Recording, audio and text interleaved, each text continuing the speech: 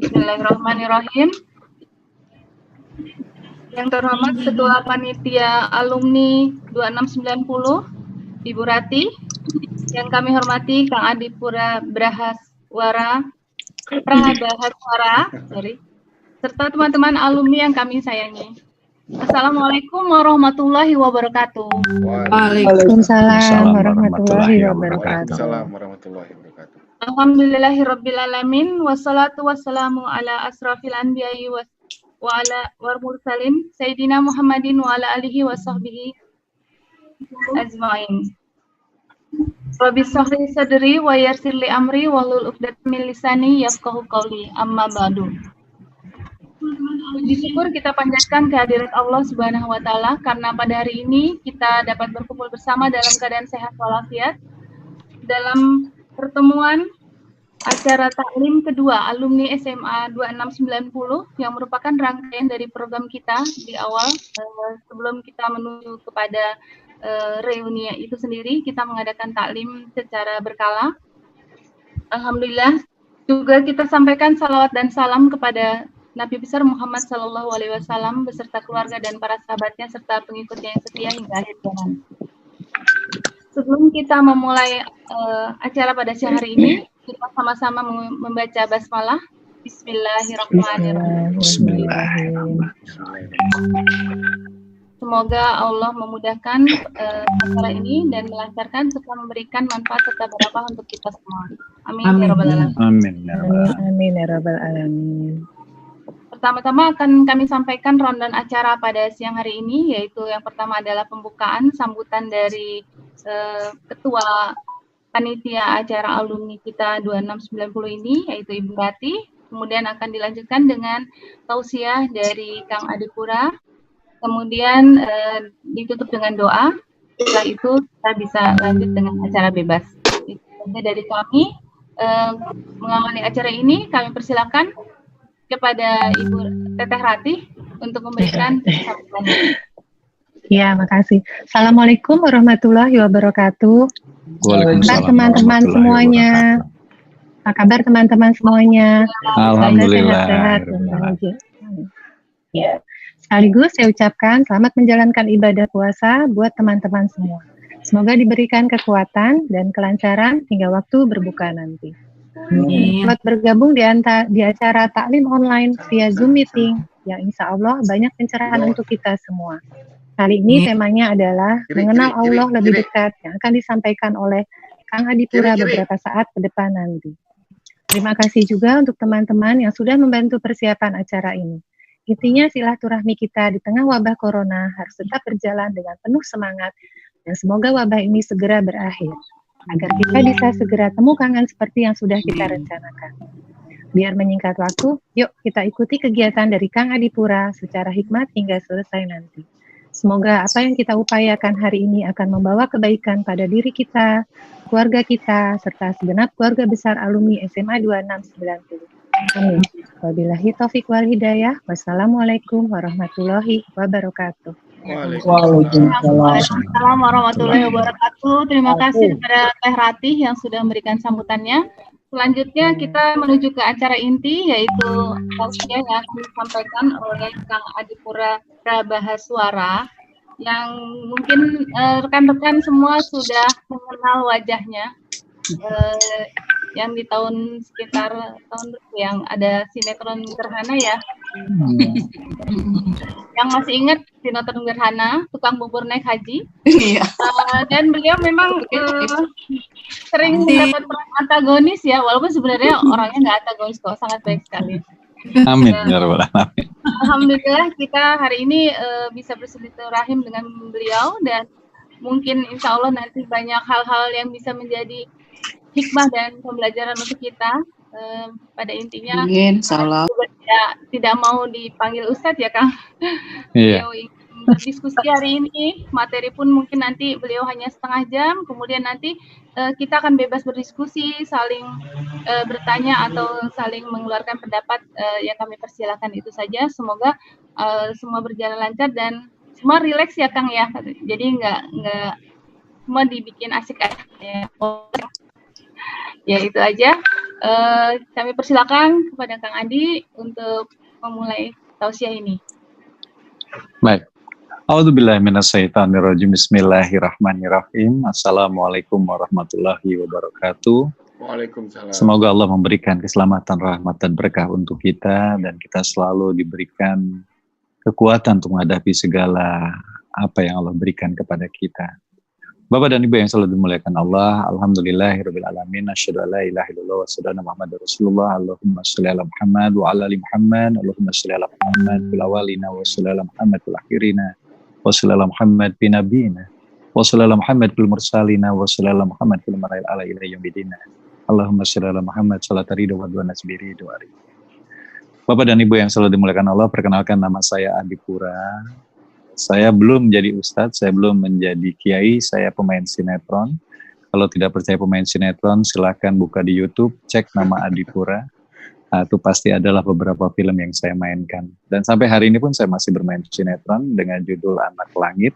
Tapi karena ada kasus pandemi daripada COVID-19 ini, maka kita yang sifatnya syutingnya berinteraksi dengan banyak orang, tidak dilakukan syuting lagi, dan insya Allah kalau bulan 1 Juni ini sudah bisa dilakukan. Mudah-mudahan kita bisa syuting kembali.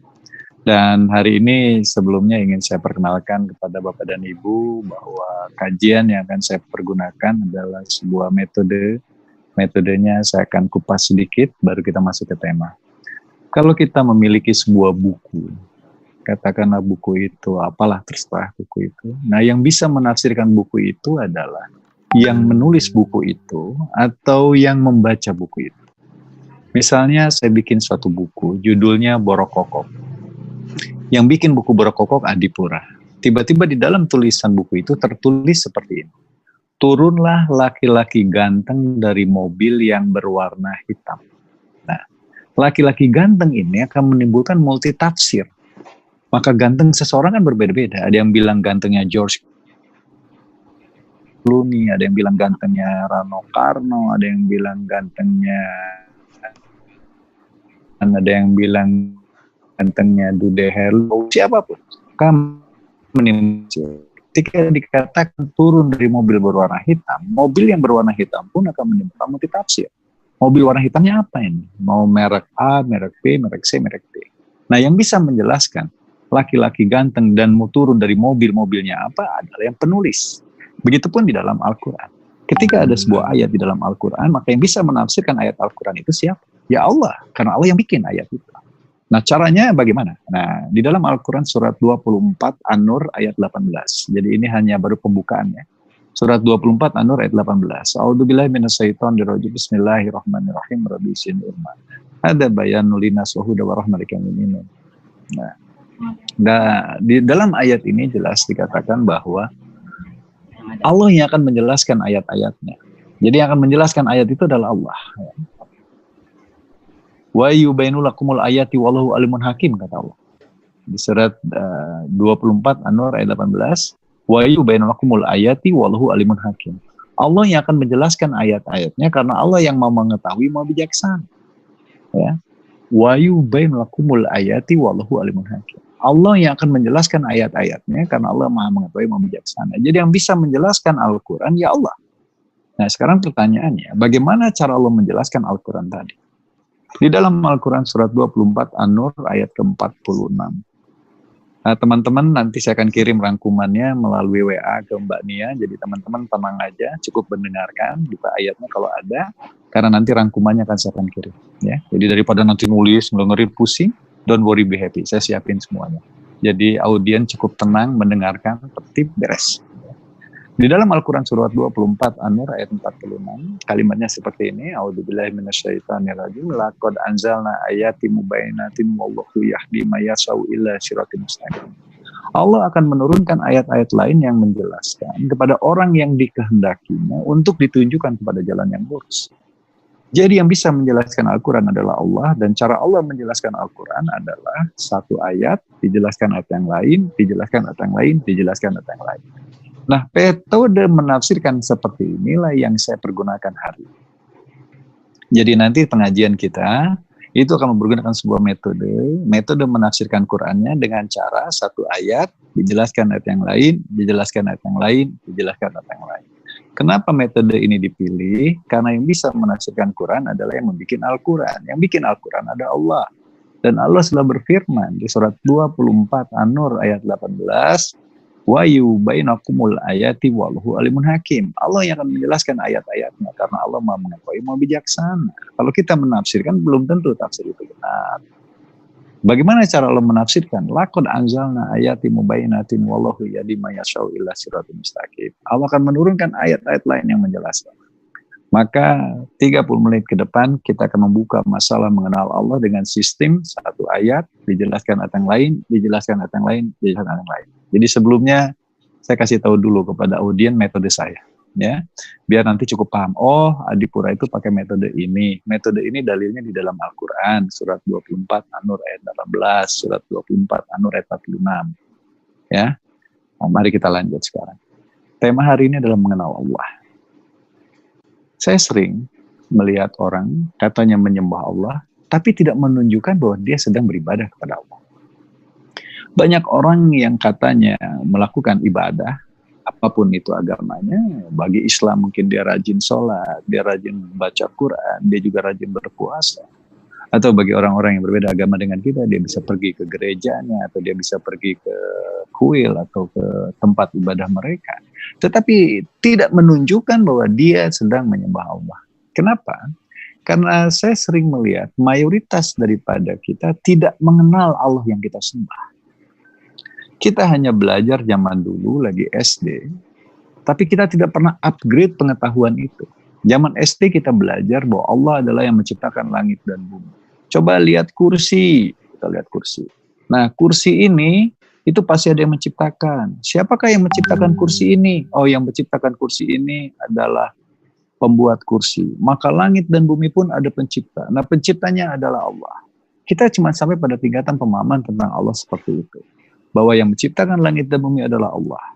Tapi ketika ditanya, yang menciptakan langit dan bumi siapa? Ya Allah. Allah yang menciptakan langit dan bumi, yang menciptakan langit dan bumi siapa? Ya Allah. Maka terjadilah bolak-balik seperti itu terus. Kenapa? Karena ketika dia mempelajarinya, dia membaca Al-Quran tapi tidak selesai membaca Al-Quran. Kenapa saya bilang begitu? Mari kita lihat sekarang ya di dalam Al-Quran. Surat 6 Al-An'am ayat ke-12. A'udzubillahi minasyaitonirrajim. Bismillahirrahmanirrahim. Rabbi zidni. Surat 6 Al-An'am ayat ke-12 ya.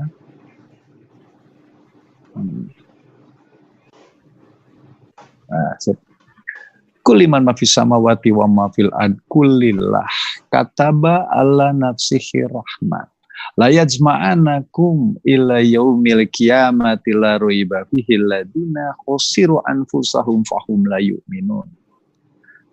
Kuliman mafis samawati wa mafil ad kulillah. Katakan kepunyaan siapakah langit dan bumi? Katakan kepunyaan Allah. Nah, kita cuma sampai pada tingkatan seperti itu ilmunya. Padahal ayat berikutnya, kataba ala nafsihi rahmat. Allah telah menetapkan atas dirinya ar-rahmat, kasih sayang. Ya. Jadi Allah sendiri telah berfirman, Allah telah menetapkan atas dirinya ar-rahmat, kasih sayang.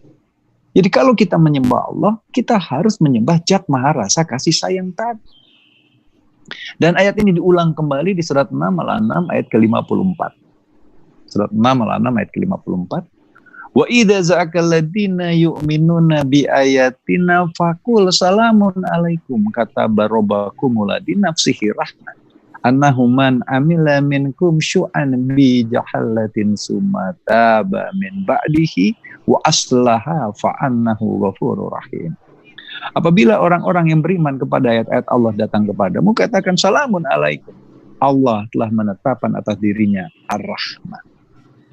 Saya ulang, Allah telah menetapkan atas dirinya ar-rahman. Maka kalau kita beribadah kepada Allah, maka kita sedang beribadah kepada Zat Maha Kasih Sayang. Ini yang harus kita paham. Ya. Karena Allah telah menetapkan atas dirinya ar-rahman, maka Allah lebih senang diseru atau dipanggil apa? Ya ar-Rahman. Sebagai contoh, nama saya Adipura. Saya telah menetapkan atas dirinya Adipura. Jadi saya lebih senang dipanggil Adipura. Jadi kalau saya jalan-jalan kemana dipanggil-panggil misalnya, boy, sini boy. Saya nggak noleh. Kenapa? Karena saya tidak pernah menetapkan atas diri saya boy. Saya telah menetapkan atas diri saya Adipura. Maka saya lebih senang diseru Adipura. Tiba-tiba lagi jalan, Adipura, pasti saya noleh. Kurang lebih begitu. Nah, sekarang kita lihat. Allah telah menetapkan atas dirinya Ar-Rahman, kasih sayang. Nah, kalau Allah telah menetapkan atas dirinya Ar-Rahman, maka Allah lebih senang diseru apa? Nah, di dalam Al-Quran surat 17 Al-Isra ayat 110. A'udzubillahi minasyaitonirrajim. Bismillahirrahmanirrahim. Rabbi zidni ilma. Qulillaha awid'ur rahman ayyama tad'u falahul asmaul husna wala tazhar bi sholatika wala tukhafid biha wabtagi baina dzalika sabila. Serulah Allah atau serulah Ar-Rahman. Saya ulang, serulah Allah atau serulah Ar-Rahman. Kamu boleh menyeru Allah dengan mempergunakan Asmaul Husna. Nah, di ayat ini jelas, serulah Allah atau serulah Ar-Rahman. Baru Asmaul Husna. Kenapa Allah lebih senang diseru Ar-Rahman? Karena Allah telah menetapkan atas dirinya Ar-Rahman. Karena itu, kita disuruh membaca Bismillahirrahmanirrahim. Dengan nama Allah yang Maha Pengasih, Maha Penyayang. Enggak disuruh membaca Bismillah, ya Hayyu, ya Qayyum, ya Jabar, ya Malik, ya Mu'aimin. Tidak dikatakan seperti itu. Tetapi kita disuruh berkata Bismillahirrahmanirrahim. Kenapa kita disuruh membaca Bismillahirrahmanirrahim? Karena Allah telah menetapkan atas dirinya Ar-Rahman, dan Allah lebih senang disuruh Ar-Rahman, maka kita pun disuruh membaca Bismillahirrahmanirrahim. Bapak dan Ibu yang selalu dimuliakan Allah, kita harus tahu beda antara Tuhan dengan Allah. Ya. Definisi Tuhan, itu kalau dalam bahasa Arab, ditulisnya ilah, lamnya satu. Ilah, lamnya satu. Ilah, lamnya satu. Kalau Allah, Allah, lamnya dua. Alif, lam, alif, ha. Allah. Tapi kalau misalnya ilah, alif, lam, alif, ha.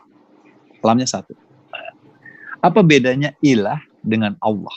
Kalau di dalam bahasa Indonesia diterjemahkan, apa bedanya Tuhan, ilah satu lam, dengan Allah, lamnya dua? Di dalam Islam ada kalimat la ilaha illallah. Artinya apa? Tiada Tuhan selain Allah. Tuhan itu apa? Definisi Tuhan yang paling mudah itu adalah Tuhan adalah segala sesuatu yang dominan di hati dan pikiran kita. Saya ulang, Tuhan adalah segala sesuatu yang dominan di hati dan pikiran kita. Kalau di hati dan pikiran kita isinya atau yang dominannya adalah uang, maka orang bilang Tuhannya uang. Kalau di hati dan pikiran adalah harta, maka Tuhannya adalah harta. Kalau di hati dan pikirannya adalah jabatan, maka Tuhannya adalah jabatan. Nah, la ilaha illallah. Tiada satupun yang dominan di hati dan pikiran saya kecuali Allah. Allah apa tadi? Kasih sayang. Maka seseorang dikatakan beribadah kepada Allah ketika di hati dan pikirannya berisi Allah, berisi rasa kasih sayang. Karena itu di dalam hadis dikatakan, sebuah amal dikatakan ibadah. Saya ulang, sebuah amal itu perbuatan, dikatakan ibadah. Ibadah itu abdu, menghambakan diri kepada Allah, apabila diawali oleh basmalah. Hadisnya bunyinya begitu. Sebuah amal dikatakan ibadah apabila diawali oleh basmalah. Suatu perbuatan dikatakan beribadah kepada Allah apabila dilakukan dengan rasa kasih sayang. Nah, jadi kalau kita menyembah Allah, kita harus memiliki rasa kasih sayang. Karena itu Nabi Muhammad membingkai dalam hadis, sesuatu perbuatan kita dikatakan beribadah kepada Allah apabila diawali oleh basmalah. Bismillahirrahmanirrahim, dengan nama Allah yang Maha Pengasih, Maha Penyayang. Makan kita diawali oleh basmalah, dilakukan dengan kasih sayang. Pekerjaan kita dilakukan dengan kasih sayang diawali oleh Bismillahirrahmanirrahim. Coba kita bayangkan, kalau kita mengerjakan sebuah pekerjaan, kemudian pekerjaan itu kita lakukan dengan rasa enggan, dengan rasa tidak suka, apakah menghasilkan sesuatu yang baik? Dibandingkan dengan sebuah pekerjaan yang saya lakukan dengan suka, dengan rasa sayang, maka menghasilkan sebuah karya yang lebih baik. Begitupun ibadah. Ketika kita melakukan suatu pekerjaan itu baru dikatakan ibadah kepada Allah apabila ketika kita melakukannya dengan penuh rasa kasih sayang. Karena itu Nabi Muhammad mengajarkan kepada kita untuk selalu menyembah Allah, menyembah kasih sayang dalam setiap event kegiatan kita dengan mencontohkan membaca doa iftitah ketika kita sholat. Ya. Doa iftitahnya itu kan di surat 6 Al-An'am ayat 79. Ini wajah tuh di Qur'annya, ini wajah tuh wajah lillahi fataras samawati wal ardi hanifan muslimin wa ana minal musyrikin. Namun di doa iftitah ininya dihilangkan tapi langsung wajah tuh wajah lillahi fataras samawati wal ardi hanifan muslimin wa ana minal musyrikin. Aku hadapkan diriku kepada Allah. Aku hadapkan wajahku kepada Allah. Allah yang menguasai langit dan bumi, yang telah menetapkan atas dirinya kasih sayang. Maka setiap hari kita akan selalu menghadapkan kita kepada Allah yang telah menetapkan atas dirinya kasih sayang. Maka hati dan pikiran kita pun harusnya berisi rasa kasih sayang. Kemudian dilanjut lagi di surat 6 Al-An'am ayat 162. Inna salati wa nusuki wa mahyahya wa mamati lillah. Salatku, ibadahku, hidup dan matiku aku lakukan dengan penuh rasa kasih sayang. Aku lakukan untuk Allah. Allah telah menetapkan atas dirinya kasih sayang. Maka sholatnya pun saya lakukan dengan rasa kasih sayang. Ibadah apapun yang saya lakukan dengan kasih sayang. Sholat saya lakukan dengan kasih sayang. Puasa saya lakukan dengan penuh rasa kasih sayang. Zakat saya lakukan dengan kasih sayang. Haji atau umroh pun saya lakukan dengan penuh kasih sayang. Karena seluruh kehidupan kita akan saya lakukan dengan penuh rasa kasih sayang. Karena nanti ketika mati, saya akan ketemu dengan Zat Maha Kasih Sayang. Mana mungkin hati kita iri dengki ketika mati akan bertemu dengan Zat Maha Kasih Sayang. Makanya hidup kita harus isi dengan kasih sayang. Maka ketika mati pun kita akan ketemu dengan Zat Maha Kasih Sayang. Maka dilambangkan dengan inna salati wa nusuki wa mahyahya wa mamati lillahi rabbil alamin. Jadi hati kita, pikiran kita harus selalu diisi dengan rasa kasih sayang. Saya pernah dipertanyakan, apa sih maksudnya Adipura dengan mengatakan, kok hatinya berisi kasih sayang sih Kang? Maksudnya apa nih? Nah, sebenarnya begini, ya, kita sering mendengar orang membaca ayat ini. Surat 50, Qaf, ayat ke-16. A'udzubillahi minasyaitonirrajim, bismillahirrahmanirrahim, rabbi jinni. Walaqad khalaqnal insana wa na'lamu ma tuwaswisu bihi nafsuhu wa nahnu aqrabu ilaihi min hablil warid. Sesungguhnya kami telah menciptakan manusia dan mengetahui apa yang dibisikkan oleh hatinya, dan kami Allah lebih dekat kepadanya dari urat leher. Nah, orang bertanya, urat leher itu apa? Di sini. Maksudnya apa? Allah itu harus ada di dalam hati dan pikiran kita. Ya, hati dan pikiran kita. Urat leher kan di sini. Kok hati dan pikiran kita beda? Bukan. Coba kita lihat. Sebenarnya kalau kita lagi sakit hati, yang sakit kan di sini.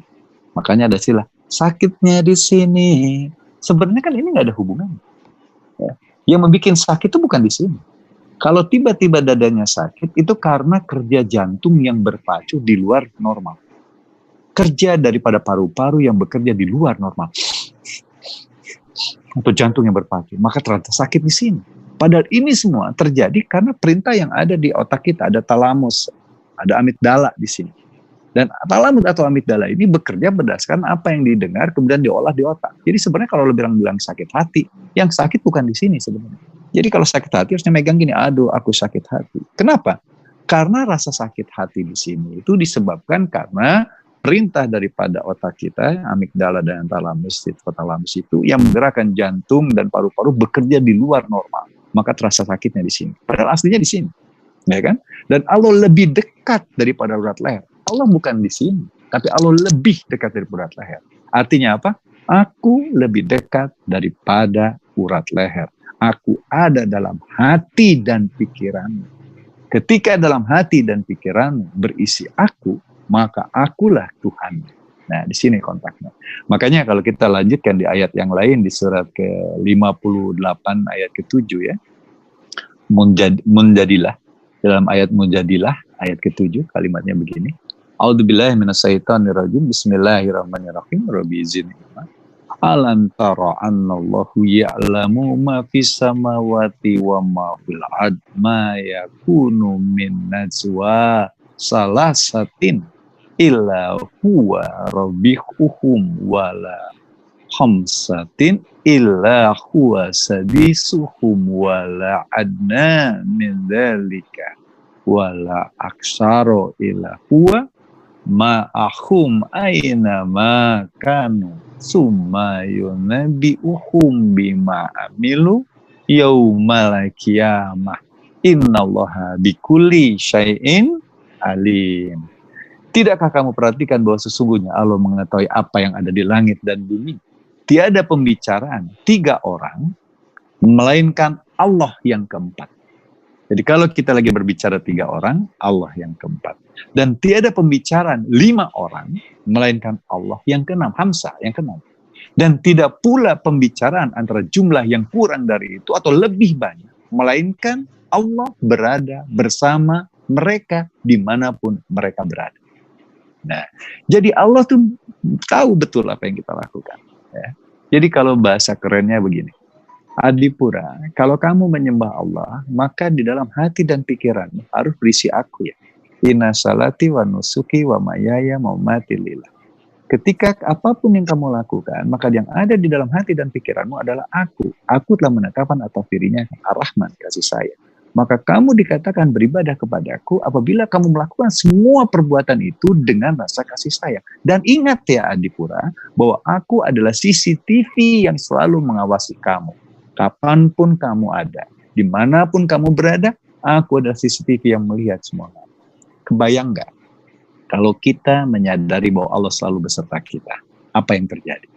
Rasulullah SAW suatu saat dimaki-maki oleh seorang agama yang beragama Yahudi. Kemudian memaki-maki beliau. Yahudi ini buta. Tapi Rasulullah selalu menyuapi beliau dengan rasa kasih sayang. Kenapa Rasulullah tetap menyuapi beliau dengan rasa kasih sayang? Karena Rasulullah telah mentuhankan Allah. Allah dalam hati pikirannya rasa kasih sayang. Jadi walaupun beliau dimaki-maki, beliau tetap menyuapi dengan penuh rasa kasih sayang. Begitupun ketika Rasulullah lagi syiar di pasar Tasrik, dilemparin sampai berdarah. Kemudian malaikat Jibril datang. Ya Rasul minta kepada Allah. Maka Allah akan kirimkan malaikat yang sama dengan malaikat yang membalikan gunung Tur. Tapi Rasul bersabda, jangan. Karena sesungguhnya mereka belum mendapat petunjuk dari ini. Bagaimana sifat Rasulullah selalu menimbulkan rasa kasih sayang? Karena Rasulullah melakukan itu dalam rangka beliau beribadah kepada Allah yang telah menetapkan atas dirinya Ar-Rahman, kasih sayang. Karena itu kita harus sadar dimanapun kita berada, Allah selalu menyaksikan kita. Dan ketika Allah menyaksikan kita, waspadalah. Allah mencatat semua apa yang kita lakukan. Dan Allah ingin apa yang kita lakukan adalah dilakukan dengan penuh rasa kasih sayang. Dan ingat, Allah tidak pernah meninggalkan kita. Ya. Di dalam Al-Quran surat 93, Ad-Duha ayat 3. A'udzubillahi minasyaitonirrajim. Ma wada'aka rabbuka wa ma qala. Tuhanmu tiada meninggalkan kamu dan tiada pula benci kepadamu. Nah, sebagai tanggapan berikutnya, saya minta 5 menit lagi. Nah, setelah ini boleh tanya jawab. Di dalam kontekstual seperti tadi, kita sadar bahwa Allah selalu menyaksikan kita, melihat kita. Allah tidak pernah meninggalkan kita. Tapi kita butuh bukan hanya itu. Yang kita butuhkan adalah Ar-Rahman. Ar-Rahman yang ada dalam hati kita. Kita butuh rahmatnya Allah beserta kita. Bahasa kerennya, saya butuh ridhonya Allah. Orang selalu begitu. Saya lebih penting dapat ridho Allah. Yang penting buat saya mah ridho lah, ridho. Saya lagi mencari ridho Allah. Saya selalu nanya, Anda mencari ridho Allah? Iya. Maksudnya apa? Ya ridho, ya gimana? Ya ridho lah. Gitu. Nah itu buat saya nggak masuk akal saya. Jadi ketika saya dulu belajar, saya ditanya, Adipura, kamu mencari ridho Allah? Ya, saya berusaha mencari ridho Allah. Apa itu ridho? Nah, kemudian saya menerangkan dengan kalimat seperti ini. Ridho itu bahasa Arab, artinya disukai, disenangi, dicintai. Jadi kalau kita mencari ridho Allah, berarti kita menjadi orang yang Allah cintai, Allah sukai. Pertanyaannya, mungkin nggak saya menjadi orang yang disukai Allah, yang dicintai Allah, apabila kita tidak melakukan apa yang Allah sukai kepada kita? Ya, mari kita lihat. Jadi kalau kita mencari ridho Allah itu, kita harus mencari tahu dulu apa yang Allah sukai. Nah, apa yang Allah sukai? Assalamualaikum. Apa yang Allah sukai? Di dalam Al-Quran, surat 3 Ali Imran ayat 76, ini yang Allah sukai. Salah satu yang Allah sukai. Ya. A'udzubillahi minasyaitonirrajim. Bala man aufa bi ahdihi wa taqa fa innallaha yuhibbul muttaqin. Wallahu yuhibbul muttaqin. Allah menyukai orang yang berbuat baik. Jadi kalau saya ingin diridhoi Allah, saya ingin disukai Allah, maka saya harus melakukan apa yang Allah sukai. Ternyata Allah menyukai orang yang bertakwa. Maka saya berpikir, bagaimana caranya hidup saya ini selalu bertakwa, sehingga Allah sayang kepada saya, sehingga Allah ridho kepada saya, sehingga Allah suka kepada saya. Intinya, saya mengharapkan ridho Allah. Jadi kalau orang mengharapkan ridho Allah, maka dia mengharapkan dirinya disukai Allah. Supaya dia disukai Allah, maka dia harus menjadi orang-orang yang melakukan apa yang Allah sukai. Dan Allah menyukai orang yang bertakwa, maka tidak ada pilihan lain, kita harus bertakwa agar Allah suka kepada kita. Yang berikutnya, di dalam Al-Quran surat 3 Ali Imran ayat 148. A'udzubillahi minasyaitonirrajim. Fa'atahumullah sawabad dunya wa husna sawabil akhirat wallahu yuhibbul muslimin. Allah akan memberikan kepada kita pahala di dunia dan pahala yang lebih baik di akhirat, dan Allah menyukai orang-orang yang berbuat baik. Karena Allah menyukai orang yang berbuat baik, maka Adipura harus mengisi hidupnya dengan selalu berbuat baik dalam rangka Allah menyukai saya. Bahasa kerennya, saya selalu berbuat baik dalam hidup saya agar Allah ridho kepada saya. Karena saya sedang mengharapkan ridhonya Allah. Saya bertakwa dalam kehidupan saya. Saya berbuat baik dalam kehidupan saya, dalam rangka Allah ridho kepada saya. Terus pertanyaannya, kalau kita selalu bertakwa, kalau kita selalu berbuat baik, dan Allah ridho kepada kita, fasilitas apa yang saya harapkan? Inilah tujuan yang akan saya sampaikan. Surat 16 An-Nahl ayat 128. A'udzubillahi minasyaitonirrajim. Bismillahirrahmanirrahim. Innallaha ma'alladina taqaw waladina humusinun. Allah beserta orang yang bertakwa dan beramal soleh. Jadi kalau kita ingin, ya Allah ya Rabbana, saya tahu Allah telah menetapkan atas dirinya Ar-Rahman ya Allah. Dan aku ingin ya Allah, Engkau besertaku. Kalau bahasanya mungkin manunggal kaulaning Gusti, kalau di dalam bahasanya Siti Jenar, kalau saya lebih kepada manunggal Gusti kaulaning kulo, beserta Allah. Allah beserta saya. Bukan saya beserta Allah, tapi Allah beserta saya.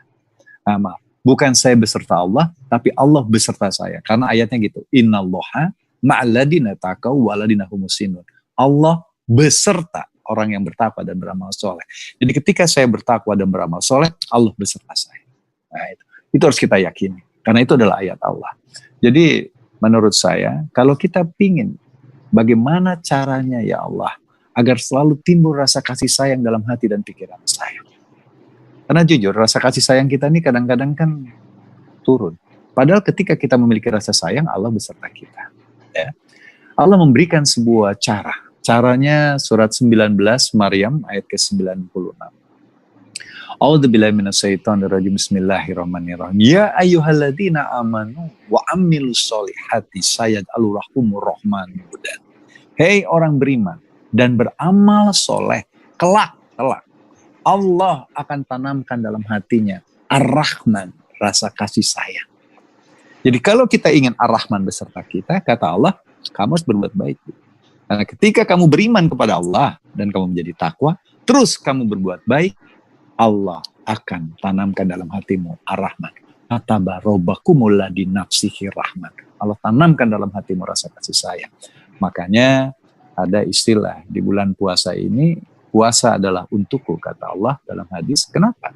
Karena ketika kita puasa, kita menjadi takwa. Ya kan, tujuan puasa menjadi takwa. Orang bertakwa itu beserta Allah. Allah beserta orang yang bertakwa.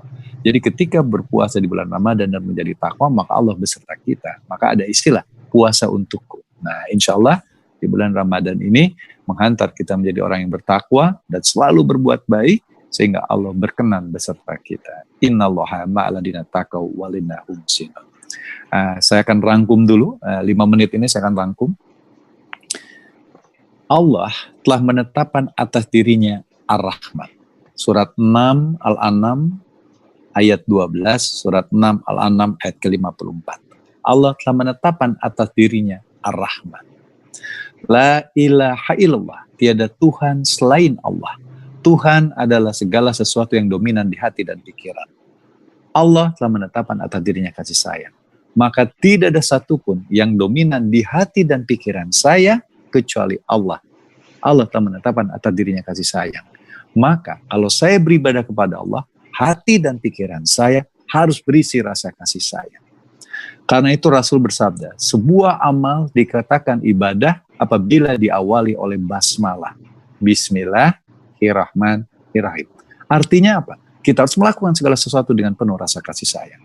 Karena itu di surat 6 Al-An'am ayat ke-79, wajahtu wajah lillahi fattaras samawati wal ardi hanifan muslimin wa ana musyrikin. Aku hadapkan wajahku kepada Allah.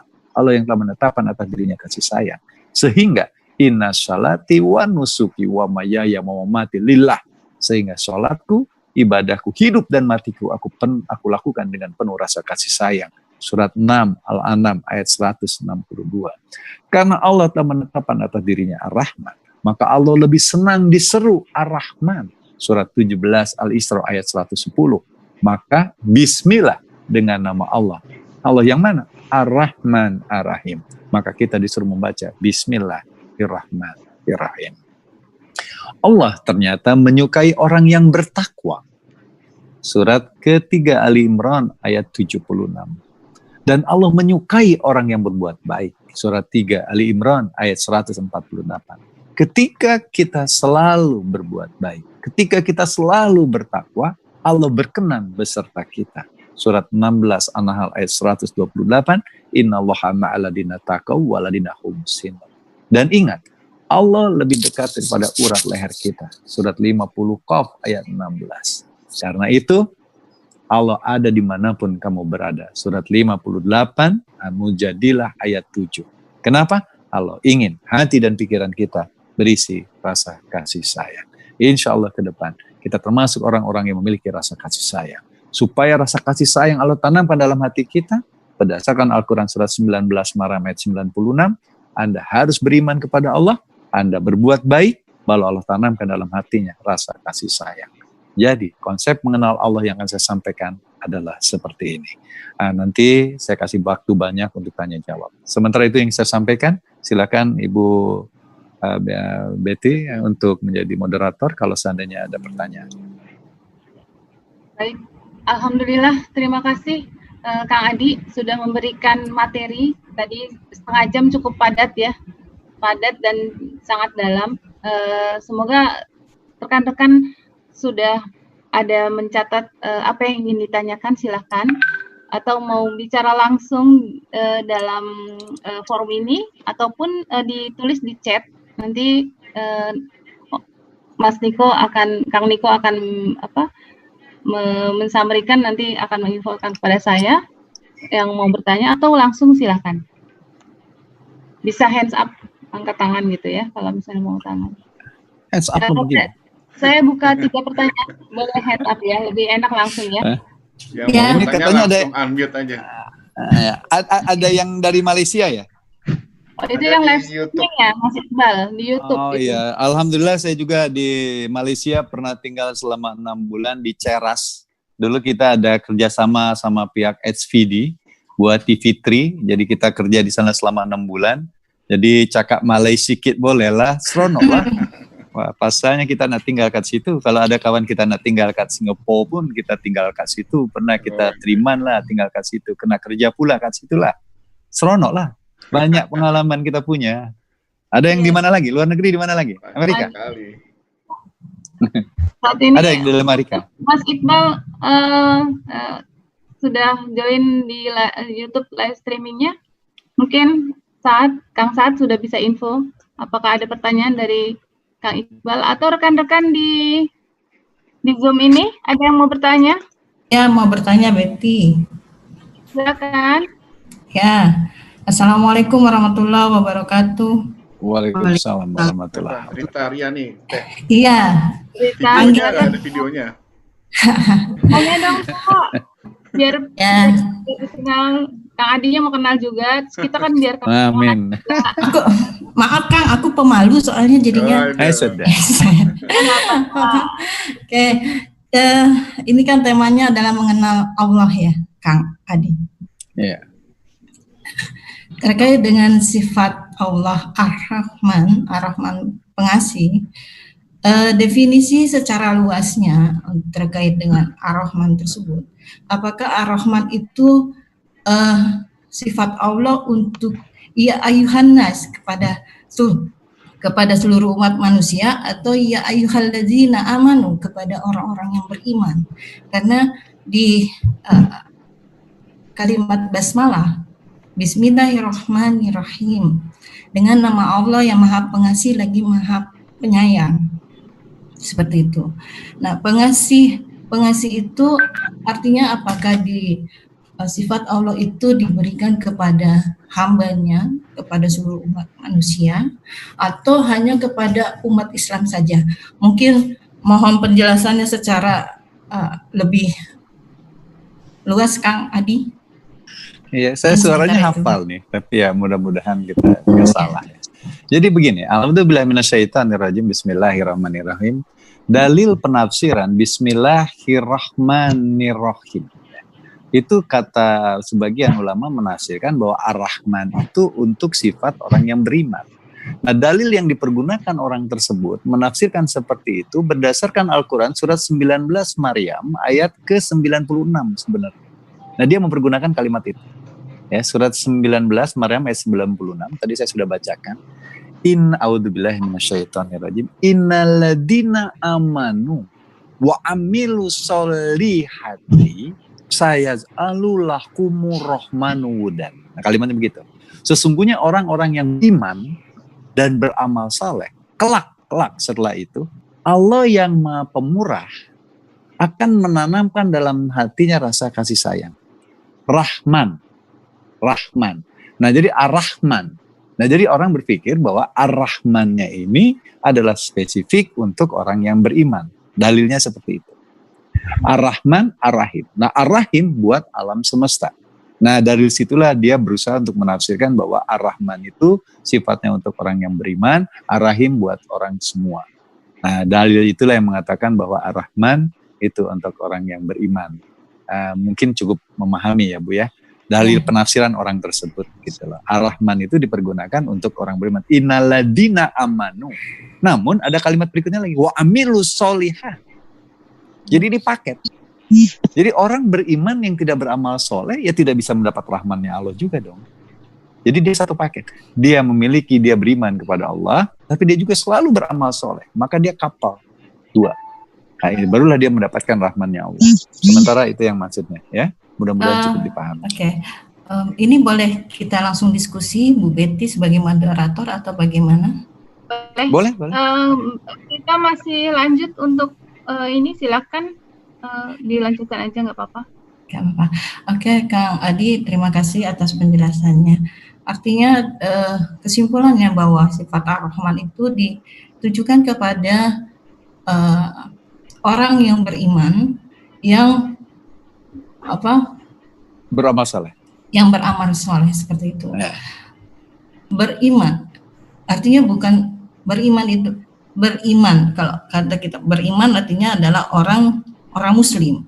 Orang Muslim itu, apakah orang Muslim itu termasuk juga orang beriman? Atau orang Muslim itu kan ada yang dia mengerjakan amal soleh dikatakan sebagai orang beriman, atau orang beriman tapi yang mengerjakan amal soleh seperti itu. Maaf, ini kan memang kalau di dalam Al-Qur'an Kang Adi lebih paham mungkin dibandingkan saya terkait dengan masalah muslim di sini apakah artinya sebagai orang beriman atau memang orang muslim tersebut dia harus untuk mendapatkan hidayah, dia kan harus berusaha. Tapi ada juga hidayah itu kan hanya Allah memberikan kepada hambanya yang dia inginkan, yang dia kehendaki, begitu ya Kang Adi, seperti itu kan. Artinya untuk mendapatkan kita sifat Ar-Rahman tersebut, bagaimana kita anggap aja lah, saya pribadi ini bukan termasuk orang ya ayyuhalladzina amanu, bukan orang yang beriman, masih dalam taraf sebagai orang muslim, seperti itu Kang Adi. Untuk kita meningkatkan menjadi sebagai orang yang beriman, terus untuk meningkatkan lagi menjadi sebagai orang yang beramal soleh, itu bagaimana caranya kita untuk mendapatkan sifat Ar-Rahman tersebut, gitu Kang Adi. Terima kasih. A'udzubillahiminasyaitonirrajim. Bismillahirrahmanirrahim. Saya akan mempergunakan rujukan surat ke-49 Al-Hujurat ayat ke-14. A'udzubillahiminasyaitonirrajim. Bismillahirrahmanirrahim. Qalatil a'rabu amana kullam tu'minu walakin qulu aslamna walamma yadkhulil imanu fi qulubikum wa in tuti'ullaha wa rasulahu la yalitkum min a'malikum syai'an innallaha ghafurur rahim.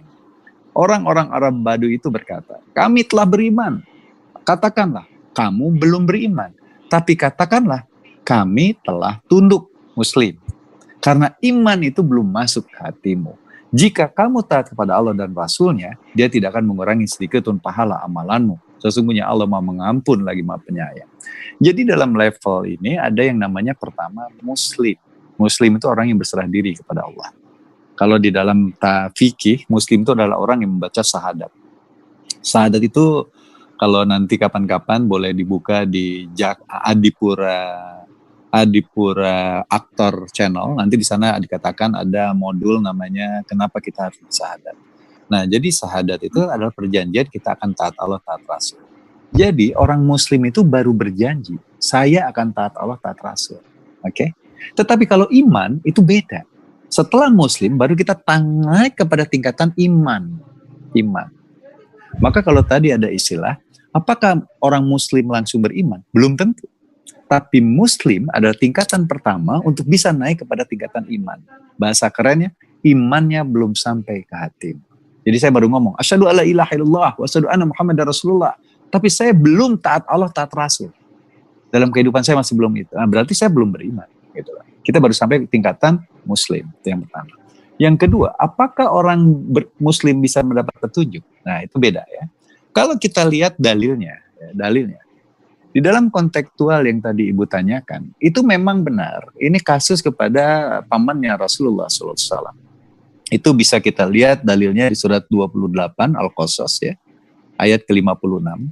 A'udzubillahi minasyaitonirrajim. Bismillahirrahmanirrahim. Rabbi zidni ilma. Ini kasus ketika Rasulullah pingin pamannya untuk mendapatkan hidayah dari Allah, sampai akhirnya Allah mengeluarkan sebuah ayat. Innaka la tahdi man ahbabtu. Innaka la tahdi man ahbabta walakinallaha yahdi man yasha'u. Man yasha itu orang yang dikehendaki, wa huwa a'lamu bil muhtadin. Sesungguhnya kamu tidak akan dapat memberi petunjuk kepada orang yang kamu kasihi, tetapi Allah memberi petunjuk kepada orang yang Allah kehendaki. Tuh. Pertanyaannya, kalau kita ingin dapat hidayah dari Allah, apakah kita harus beriman dulu atau harus muslim dulu? Itu pertanyaannya kan. Saya bilang, ternyata di ayat ini jelas, kamu tidak bisa memberi petunjuk Muhammad kepada orang yang kamu cintai, sekalipun dia adalah keluargamu, sekalipun dia adalah pamanmu, Abu Thalib yang menjamin keselamatan. Tapi Allah akan memberi petunjuk kepada orang yang Allah kehendaki. Siapakah orang yang Allah kehendaki tadi? Kata Allah, kalimat berikutnya adalah, Allah lebih mengetahui orang-orang yang mau menerima petunjuk. Jadi kalau ditanyakan apakah hidayah itu diberikan kepada orang Islam, Muslim, atau dia seorang beriman, menurut hemat saya, hidayah baru Allah berikan kepada orang-orang yang mau menerima petunjuk. Bahasa kerennya gini, saya pernah ditanya, apakah konsep belajar? Apa sih belajar itu? Belajar adalah satu posisi di mana kita siap menerima informasi. Ya. Jadi belajar adalah kita siap menerima informasi baru. Seseorang baru mendapatkan hidayah atau petunjuk dari Allah ketika hatinya membuka diri untuk menerima informasi baru. Tapi kalau hatinya sudah ditutup, tidak mau menerima informasi baru, maka di dalam Al-Quran surat 2 Al-Baqarah ayat ke-20, dari 6 ya, surat 2 Al-Baqarah ayat 6, 7, 8, 9, sampai 10, jelas. Allah telah tutup matanya, bukan matanya, tapi penglihatannya. Allah telah tutup hatinya, Allah telah tutup pendengarannya. Jadi ketika pendengaran kita tidak pernah mau mendengar omongan orang lain, kita tidak pernah mau melihat orang lain, hati kita ditutup sama Allah, nah itulah orang-orang yang tidak mendapatkan hidayah. Tapi orang yang mendapatkan hidayah adalah orang yang siap menerima informasi baru. Apakah dia harus Islam? Menurut hemat saya, tidak harus Islam. Kenapa? Banyak bukti ketika banyak kasus, misalnya di satu tempat, orang benci kepada Islam, sampai suatu saat mereka penasaran. Islam itu apa sih? Quran itu apa sih? Mereka baca Quran. Nah ketika dia baca Quran, mereka kaget. Oh, ternyata Islam ini membawa satu kebaikan. Maka mereka pun akhirnya berkenan untuk masuk Islam. Dari kontekstual tadi, apakah dia Islam? Tidak. Dia belum jadi Islam kok. Tapi dia dapat petunjuk dari Allah. Bisa nggak? Bisa. Ketika apa? Ketika dia open-minded. Dia siap menerima informasi baru. Sekalipun dia Islam, dan dia beriman katanya kepada Allah, tapi dia selalu menutup diri dari orang lain, maka dia belum tentu dapat hidayah dari Allah. Buktinya apa? Ada nggak orang yang melakukan pengrusakan dengan mengatasnamakan Islam? Apakah dia Muslim? Iya. Apakah dia beriman? Iya, versi dia. Tapi sebenarnya dia telah menutup diri dari informasi. Dia hanya meyakini ajaran gurunya paling benar, maka sekarang melakukan sesuatu untuk merusak orang lain dengan keyakinan dia. Apakah dia dapat petunjuk? Wallahu a'lam bishawab.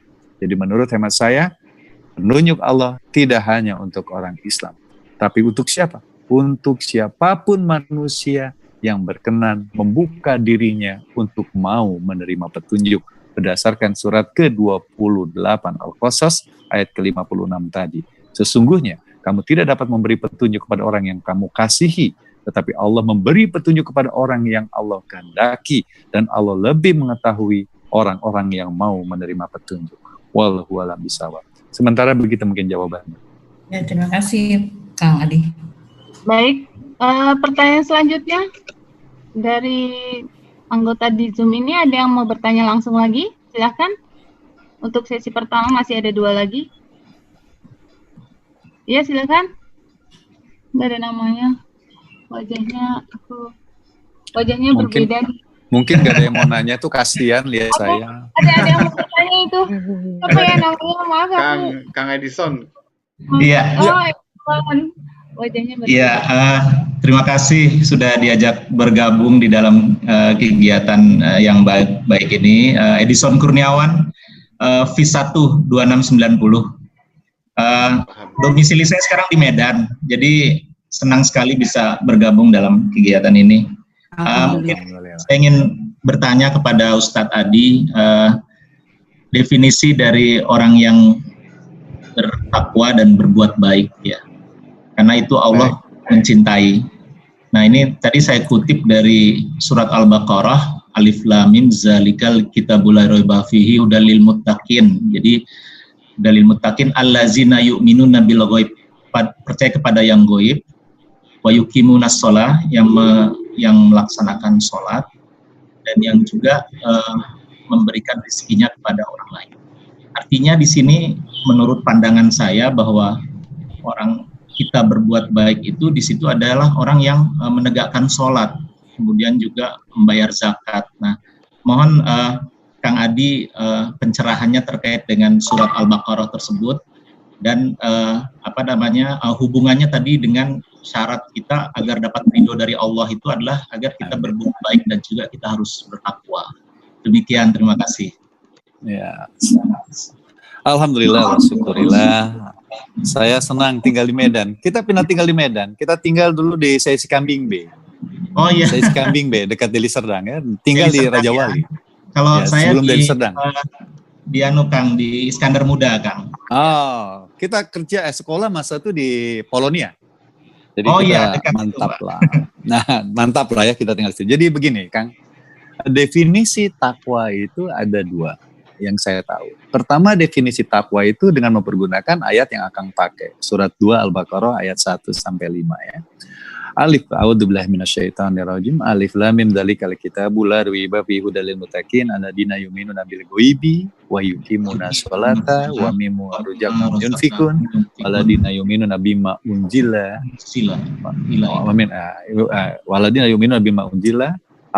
Orang-orang yang beriman kepada kitab orang-orang yang sebelumnya dan kitab sekarang, dan Allah menyukai dan yakin akan ada sebuah kematian pertemuan dengan Allah, dan itulah orang-orang yang akan mendapat petunjuk dari Allah.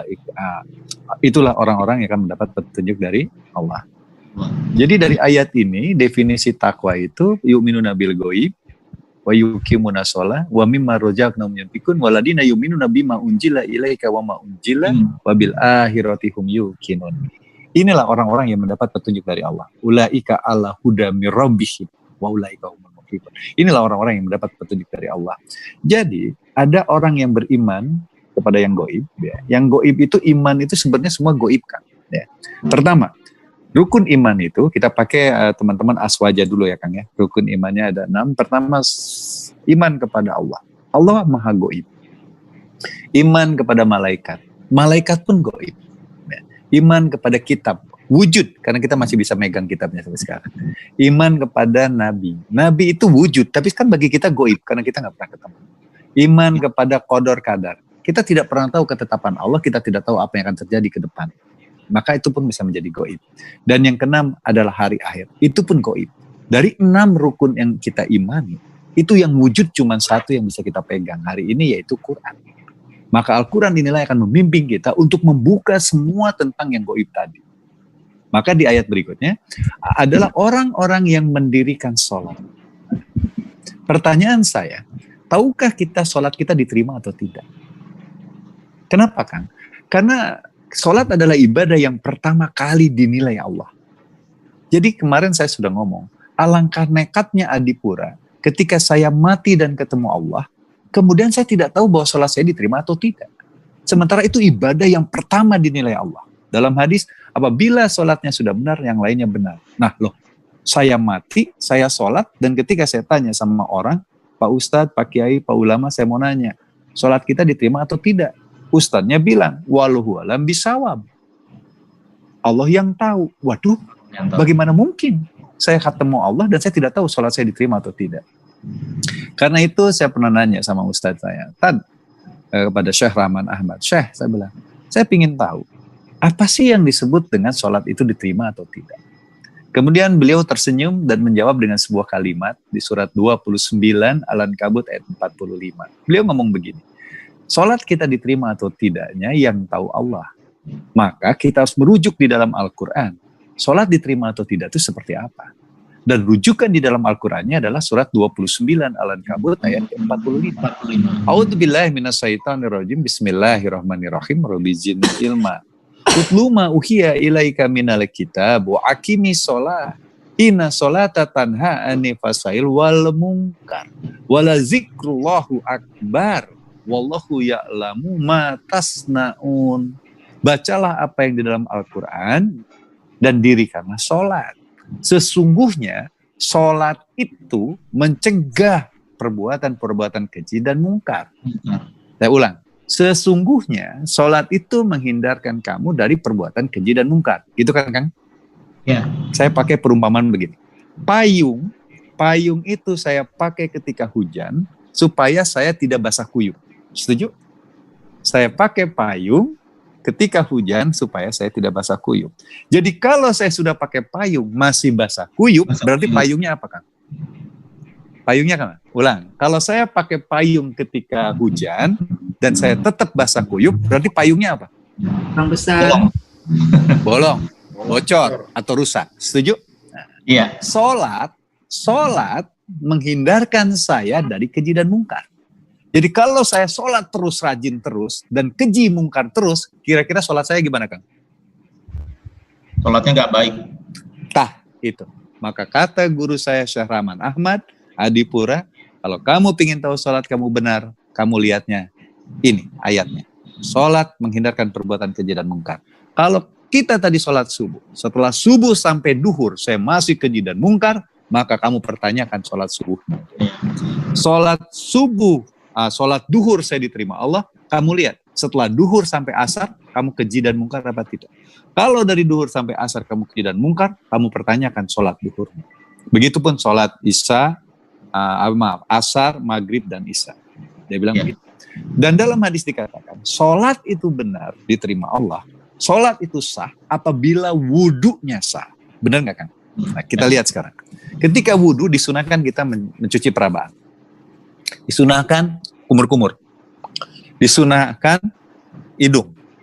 Diwajibkan wajah. Diwajibkan tangan sampai siku. Diwajibkan mengusap kepala. Disunahkan mengusap telinga. Diwajibkan membersihkan kaki sampai dengan lutut. Apakah kita bermain-main dengan air? Kata Imam Al-Ghazali. Banyak orang yang berwudu hanya bermain-main dengan air. Mari kita lihat. Jaga perabaanmu. Jaga perkataanmu. Jaga penciumanmu. Hadapkan selalu wajahmu kepada Allah. Jaga perbuatan tanganmu. Jaga prasangka dan pikiranmu. Jaga pendengaranmu. Jaga langkah kakimu. Kalau kita menjaga perabaan kita, menjaga perkataan kita, menjaga penciuman kita, selalu menghadapkan wajah kita kepada Allah, menjaga perbuatan tangan kita, menjaga prasangka buruk kita, pikiran-pikiran negatif kita, menjaga pendengaran kita, menjaga langkah kaki kita, maka insya Allah sholat kita diterima. Sholat kita akan menghindarkan kita dari perbuatan keji dan mungkar. Namun sekarang banyak orang yang bermain-main dengan air. Debat soal begini, debat tentang air mengalir atau tidak. Saya cuma gini aja. Itu zaman ibtidaiyah, Kang. Itu zaman SD saya belajar. Jadi tolonglah kita jangan mundur lagi ke zaman SD. Gitu. Yuk kita sekarang isi wudhu kita menjadi lebih baik ketika kita bisa menjaga perabaan kita. Kita menjaga perkataan kita. Maka dalam hadis dikatakan, kuharamkan mencium bau surga apabila dengan lisanmu kamu menyakiti hati orang itu. Kuharamkan membanjung bau surga. Nah ini kadang-kadang orang lupa. Sholat rajin tapi dia tidak sampai kepada keinginan Allah. Mari lanjut. Definisi takwa yang kedua itu adalah surat 3 Ali Imran ayat 133 sampai dengan 134. Ya. Saya awali di surat 132. Surat 3 Ali Imran 132. Ya kan? Dari Ali Imran ayat 132. Atiullah wa rasul la'alakum turhamun wa syari'u illa magfirah min rabbikum wa jannah ardua samawati wal ardi uidat lil muttaqin alladzi yunfikun fi syarri wa dharri wa kadima minal goido wal afina anin nas wallahu yuhibbul muhsinin waladina idza falu faisatan aw dalamun anfusahum jaqallah fastaghfaru dinubihim wa yaghfiru dunuba illallah wa lam yasiru ana ma falu qaum yalam. Taatlah kamu kepada Allah dan Rasulnya agar kamu diberi rahmat. Taat takwa itu. Dan bersegeralah kamu kepada ampunan dari Tuhanmu dan kepada surga seluas langit dan bumi yang diperuntukkan untuk orang yang bertakwa. Siapakah orang yang bertakwa itu? 1. Orang yang menafkahkan hartanya di saat sempit dan lapang. Orang yang menahan amarah. Orang yang berbuat baik. Memaafkan orang lain. Orang yang berbuat baik. Dan orang yang selalu mohon ampun kepada Allah. Nah dari kontekstual seperti tadi, takwa definisi pertama adalah beriman kepada yang gaib, mendirikan sholat, menafkahkan sebagian hartanya, beriman kepada Al-Quran dan kitab sebelumnya, dan juga beriman kepada hari kematian. Takwa definisi yang kedua adalah 1. Menafkahkan hartanya di saat sempit dan lapang, menahan amarah, memaafkan orang lain, berbuat baik, dan selalu mohon ampun kepada Allah. Maka di bulan Ramadan ini, sering kita diwajibkan untuk lebih sering menafkahkan harta kita. Maka dalam istilah barang siapa yang memberi makan orang yang berpuasa, dia mendapatkan pahala daripada orang berpuasa tersebut. Itu anjuran agar kita menafkahkan harta kita di saat sempit dan lapang. Dan di dalam hadis dikatakan, maaf, saya sedang saum, kata Rasulullah. Jadi kalau lagi saum, ada orang ngajak debat, sampaikan, maaf, saya sedang saum. Itu dalam rangka kita menahan amarah. Dan di bulan Ramadan pun kita dianjurkan untuk memaafkan orang lain. Nah, maka dalam Ramadan suka ada maaf lahir dan batin ya, gitu. Nah, dan Rasulullah melakukan silaturahmi menjelang sholat Idul Fitri, beliau berjalan dengan satu jalur dan pulang dengan jalur yang berbeda. Bukan berarti Nabi Muhammad lupa jalan ya, pergi dengan satu jalan pulang ke jalan lain, bukan. Agar beliau bisa bersilaturahim sebenarnya. Ya, bersilaturahim itu bagian daripada takwa. Surat 4 An-Nisa ayat 1, ya ayuhannas inna khalaqna min zakari wa unsa. Ya ayuhannasu taqu rabbakumul ladzi khalaqakum min nafsin wahidati wa khalaqa zawjaha minhum rijalan katsiran wa nisaa wa taqullaha tasaluna bi wal arhaman innallaha alimun khabir. Hai manusia, bertakwalah kamu kepada Tuhanmu yang telah menciptakan kamu dari diri yang satu, kemudian Allah perkembangbiakan, kemudian Allah ciptakan pasangan, kemudian Allah perkembangbiakan menjadi laki-laki dan perempuan yang banyak, dan bertakwalah kamu kepada Tuhanmu yang dengan menyebutnya namanya kamu pelihara silaturahim. Jadi silaturahim itu harus terjadi ketika di bulan Ramadan. Makanya terjadilah sholat Idul Fitri berangkat dengan jalur kanan, pulang dengan jalur yang berbeda biar bisa silaturahim. Tapi tujuannya menjadi takwa ya. Di dalam takwa itu ada taqabbalu minna wa minkum, ada yang ngomong begitu. Semoga Allah menerima amal ibadahmu dalam ibadahku. Dan ada juga yang mengatakan saumana wa saumikum, dan Allah juga menerima saummu dan saumku. Kemudian ada kalimat maafkan aku ya. Tidak ada salah kita minta maaf. Karena orang meminta maaf adalah bagian daripada ketakwaan tadi ya. Ya kan kita nggak tahu ada dosa. Ada kemarin saya ditegur, minta maaf tuh kalau bikin dosa. Kendalanya kadang-kadang kita nggak merasa bersalah kan ketika ngomong. Tiba-tiba orang itu sakit, padahal kita nggak niat. Kita cuma ngomong gini misalnya, baju kamu kayaknya nggak rapi deh, tolong rapihin. Tujuan kita kan bagus ya. Tapi bagi orang itu sakitnya di sini, kita nggak tahu. Makanya yuk kita tidak sungkan untuk meminta maaf. Dan minta maaf bukan hanya di bulan Ramadan, pada kesempatan apapun. Ketika kita salah kita langsung minta maaf. Tapi di bulan Ramadan mungkin kita minta maaf untuk dosa-dosa yang tanpa kita sadari. Insya Allah Allah memberikan ampunan kita. Wallahu a'lam bishawab kan. Sementara itu mungkin jawabannya. Terima kasih Kang Andi, luar biasa jawabannya. Masya Allah. Ya. Sangat mencerahkan, ya. Amin ya rabbal alamin. Kapan-kapan saya mampir ke Medan ya? Amin, iya. Makan durian Kang di sini. Sedap. Saya ada satu tempat Kang di dekat rel kereta api. Itu saya nggak tahu sampai sekarang masih ada atau tidak. Ada kerang bulu Kang. Kerang bulu. Terus minumannya itu susu tapi campur markisa Kang. Gitu kan. Belum pernah Kang kesana saya. Waduh. Itu makanan yang buat saya sampai dari dulu ya, saya dari kecil tuh favorit banget tuh di situ. Tapi saya harus cek lagi apakah masih ada atau tidak. Silakan Kang. Mungkin ada pertanyaan lagi, Bang Niko mungkin. Baik, terima kasih Kang Edison, mau ngingetin aja tadi. Sama-sama.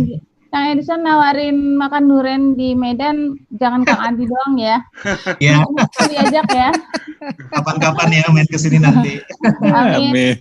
Itu ada orang Medan juga, Teteh Titi juga orang Medan. Oh iya. Iya, oke. Mas Kang Niko, boleh ditanya mungkin dari yang di YouTube, ada yang mau bertanya? Belum ada. Belum ada. Oke, kita kasih kesempatan lagi berarti yang ada di Zoom ini ya. Silakan teman-teman. Yuk, ini waktunya masih cukup banyak kok. Gitu. Dan semakin menarik rasanya nih. Ada yang, Henny, silakan. Henny dari sosial. Waalaikumsalam. Silakan. Kang Adi, saya cuma ingin pandangan aja nih. Dalam kondisi sekarang ini kan kayaknya itu ada situ. Di situasi yang pandemik seperti ini banyak yang meninggal, banyak yang menderita.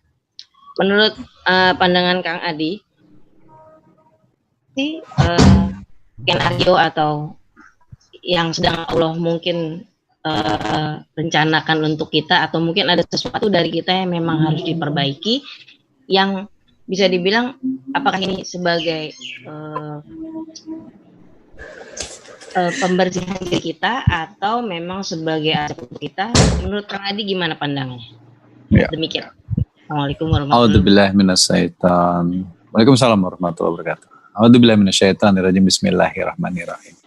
Mengenai kasus corona ini saya pernah ditanya juga, tapi saya pernah baca bahwa corona ini merupakan self-limited disease ya. Self-limited disease.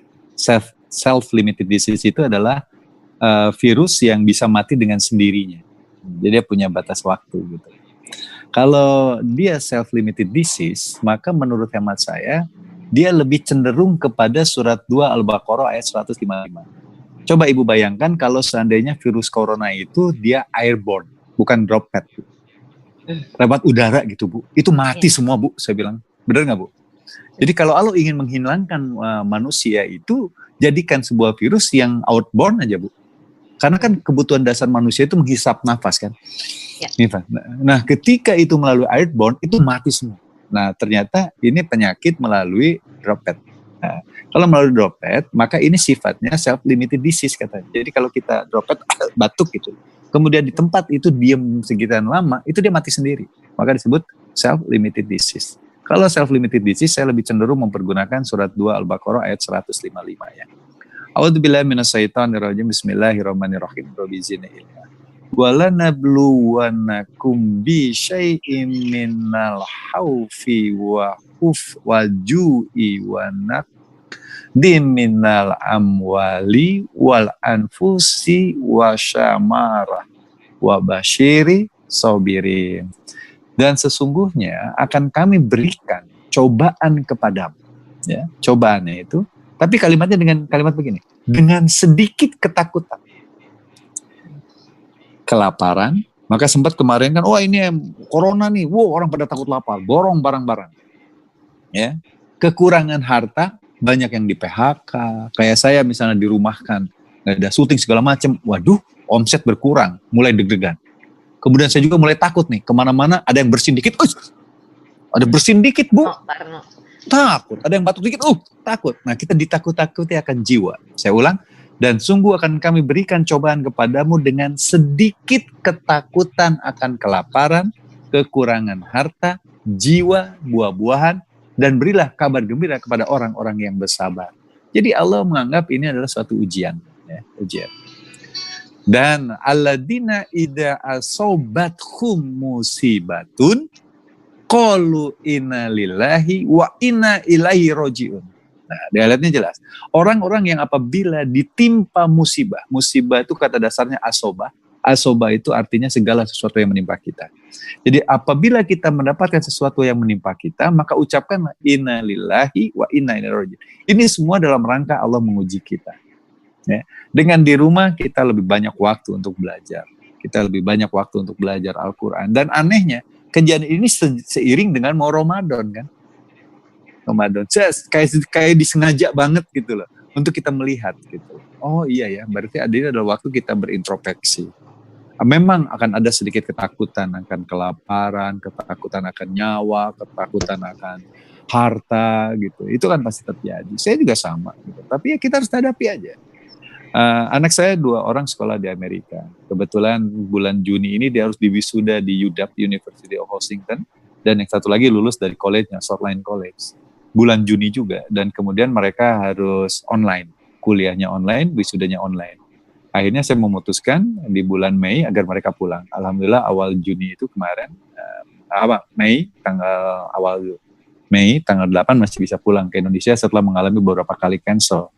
Ada kekhawatiran secara pribadi. Saya juga takut dia terkena di Amerika, apalagi waktu itu Amerika mendapat ranking pertama daripada kematian. Saya juga punya memiliki ketakutan, tapi saya sebagai manusia tetap harus berusaha, tetap harus melakukan upaya-upayanya. Saya balikin ke Indonesia. Di Indonesia mungkin kita bisa karantina dulu kemarin kan, 2 minggu kita karantina, sekarang sih udah bebas dari karantina karena lebih daripada 14 hari, dia udah bisa keluar dari segala macam. Makanannya kita bisa support, kalau di luar kan agak susah. Bahkan kalau di Indonesia beli masker banyak banget, kita jalan-jalan beli masker. Itu di Amerika masker susah banget gitu loh. Dan disitulah saya berpikir bahwa saya juga punya ketakutan. Saya juga punya rasa takut. Memang Allah ciptakan itu, tapi saya harus sadari bahwa ini adalah cobaan dari Allah. Ya. Sempat kemarin ada kasus ketika katanya nanti tanggal 15 Ramadan akan terjadi duhan. Saya ditanya itu kurang lebih pada saat tanggal 2 Ramadan. Saya bilang sama orang tersebut, ya itu hanyalah sebuah prediksi. Prediksi itu bisa benar, bisa tidak.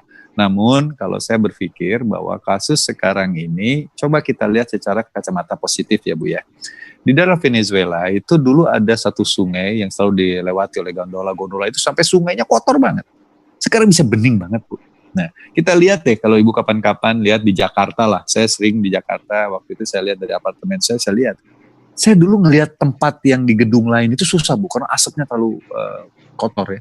Kemarin saya masih bisa melihat gedung itu dengan bersih. Langit pun bisa agak-agak biru lah gitu. Jadi ini adalah sebuah sistem Allah, menurut hemat saya Bu ya, untuk melakukan recovery terhadap alam. Dulu dengan populasi kita yang banyak, dengan kebutuhan akan makanan, transportasi yang meningkat, bahan bakar itu banyak sekali dibutuhkan sehingga terjadi penguapan dan segala macam, polusi segala macam. Tapi sekarang kayak dibersihkan gitu. Jadi ini adalah upaya Allah untuk kita kembali kepada Allah. Karena tujuannya peringatan itu, tujuan musibah itu sebenarnya agar kita kembali kepada jalan Allah. Itulah. Ada satu hal di mana akal kita tidak bisa menyelesaikan masalah. Pikiran kita nyari, mana virus ini, sampai sekarang belum ada vaksin. Allah cuma lagi ngomong bahwa, aku ada loh. Aku ada di saat kamu tidak bisa berpikir sesuatu. Karena memang di zaman sekarang kan orang lagi asik dengan ada yang disebut dengan Scientology. Ya. Jadi orang yang mentuankan ilmu pengetahuan. Dan sekarang terbantah. Ternyata ada sesuatu faktor yang disebut untouchable hand yang tidak bisa dia prediksi. Disinilah Allah lagi menunjukkan, aku ada. Gitu. Maka saya menganggap ini adalah cobaan dari Allah agar kita kembali kepada jalan Allah. Amin ya rabbal alamin. Sementara mungkin kurang lebihnya seperti itu ya Bu ya. Jadi ini adalah upaya Allah untuk mengingatkan kita agar kita kembali kepada jalan Allah, dan insya Allah Allah berkenan untuk memberikan kita petunjuk dan selalu membawa kita kepada kebaikan. Amin ya rabbal alamin. Ya. Terima kasih banyak. Sedikit banyak memang kadang di diri kita memang kadang suka ada keraguan sebenarnya apakah memang kita terlalu banyak salah atau memang mudah waktunya harus dibersihkan, tapi kita harus berprasangka positif gitu dengan Allah bahwa segala sesuatu pasti kebaikannya akan kembali lagi ke manusia lagi, begitu ya Kang? Ya. Jadi begini Bu, satu hal yang harus kita pahami ya Bu ya. Ini saya akan berikan sebuah contoh. Ada ustadz, ada perampok, pagi hari naik angkot. Jadi mereka, yang satu ustadz mau pergi sholat subuh, yang satu lagi perampok habis ngerampok, dia naik angkot. Supir angkotnya pun habis mabok, pagi-pagi mabok. Kemudian si mobil angkotnya ini tiba-tiba masuk ke jurang. Katakan ke selokan atau ke jurang lah. Kira-kira si ustadznya masuk ke jurang juga nggak Bu? Masuk. Si perampok tadi masuk ke jurang nggak? Masuk. Si supir yang mabuk masuk ke jurang juga nggak? Masuk. Jadi ketika hari ini terjadi musibah, yang baik ataupun yang tidak baik tetap mendapatkan kasus yang sama. Si ustadz yang mau pergi sholat itu pun tetap masuk got. Si perampok pun tetap masuk got. Si mabuk pun tetap masuk got. Tetapi maknanya berbeda. Buat si ustadz itu adalah ujian. Buat si tukang mabok, bisa saja itu adalah ajab. Buat si perampok, bisa saja itu ajab. Jadi satu kejadian, maknanya berbeda-beda. Kenapa? Karena berdasarkan Al-Quran surat 3 Ali Imran, ayat ke-56, ternyata ajab itu bisa diberikan di dunia. Surat 3 Ali Imran, ayat ke-56, ternyata ajab itu bisa Allah berikan kepada kita di dunia. Surat 3 Ali Imran, ayat 56, saya akan bacakan. A'udzubillahi minasyaitonirrajim, bismillahirrahmanirrahim. Fa'ammal ladina kafaru fa'u'abid azibuhum wa adaban sadidan fi dunya wal akhirah wa ma lahum min nasyirin.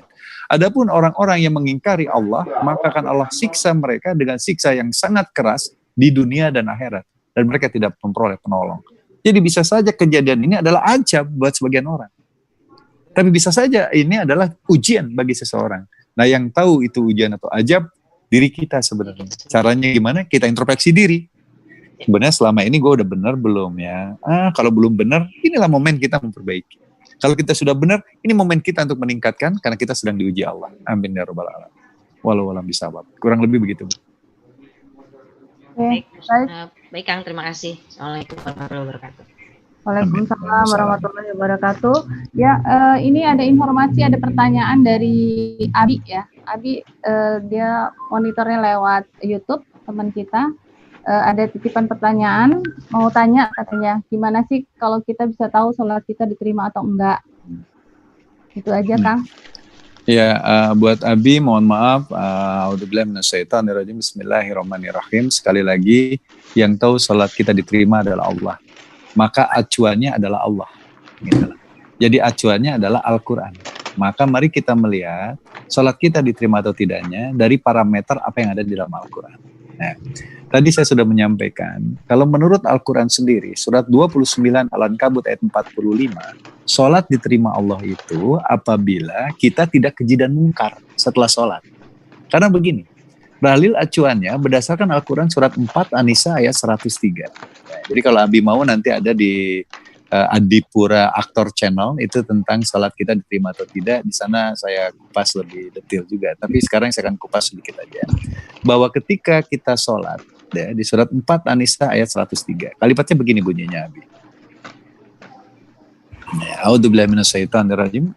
Wa idza qadaitumus sholata fadhkurullaha qiyaman wa qu'udan wa ala junubikum fa idza ma'nantum fa'aqimu sholata inna sholata kanat alal mu'minina kitabam mauqutan. Apabila kamu telah menyelesaikan sholatmu, ingatlah Allah ketika kamu berdiri, duduk, dan berbaring. Jadi saya ulang, saya sholat subuh. Sholat kan ingat Allah kan? Berdasarkan Al-Quran surat 20 At-Toha ayat 14, sholat itu tujuannya ingat Allah. Jadi ketika saya sholat, saya ingat Allah. Tapi setelah sholat pun saya tetap ingat Allah ketika duduk, berdiri, berbaring. Nah kalau saya sholat ingat Allah dan setelah sholat pun tetap ingat Allah ketika duduk, berdiri, berbaring, kira-kira saya keji dan mungkar nggak ya? Nah ini pertanyaan. Ya, saya ulang. Sholat itu kan tujuannya ingat Allah. Di surat 20 atau ayat 14, A'udzubillahi minasyaitonirrajim.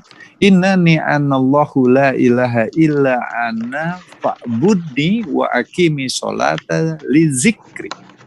Sesungguhnya aku ini adalah Allah, tidak ada Tuhan yang hak selain aku, maka sembahlah aku, sholatlah, dan dirikanlah sholat untuk mengingat aku. Jadi ketika saya sholat, saya ingat Allah. Nah setelah sholat, ketika saya duduk, berdiri, berbaring, saya tetap ingat Allah. Kira-kira kalau saya ingat Allah terus, keji dan mungkar enggak? Logikanya gitu. Kalau saya sholat, dan saya ketika sholat saya ingat Allah, dan setelah sholat pun saya tetap ingat Allah ketika duduk, berdiri, berbaring. Dan saya ingat bahwa Allah lebih dekat daripada urat leher. Surat 50, Qaf ayat 16. Dan saya ingat bahwa Allah selalu beserta saya. Surat 58, Al-Mujadilah ayat ke-7. Dimanapun saya berada Allah ada, kira-kira saya keji dan mungkar. Nah ini yang terjadi. Sholat saya ingat Allah, setelah sholat saya tidak ingat Allah. Nah, makanya sholat seseorang itu diterima atau tidak, menurut Syekh Rahman Ahmad waktu itu adalah surat 29 Al-Ankabut ayat 45. Utluma, a'udzubillahi minasyaitonirrajim. Utluma uhiya ilaika minal kitab wa aqimis sholat inna sholata tanha 'anil fahsya'i wal munkar wa la zikrullah akbar.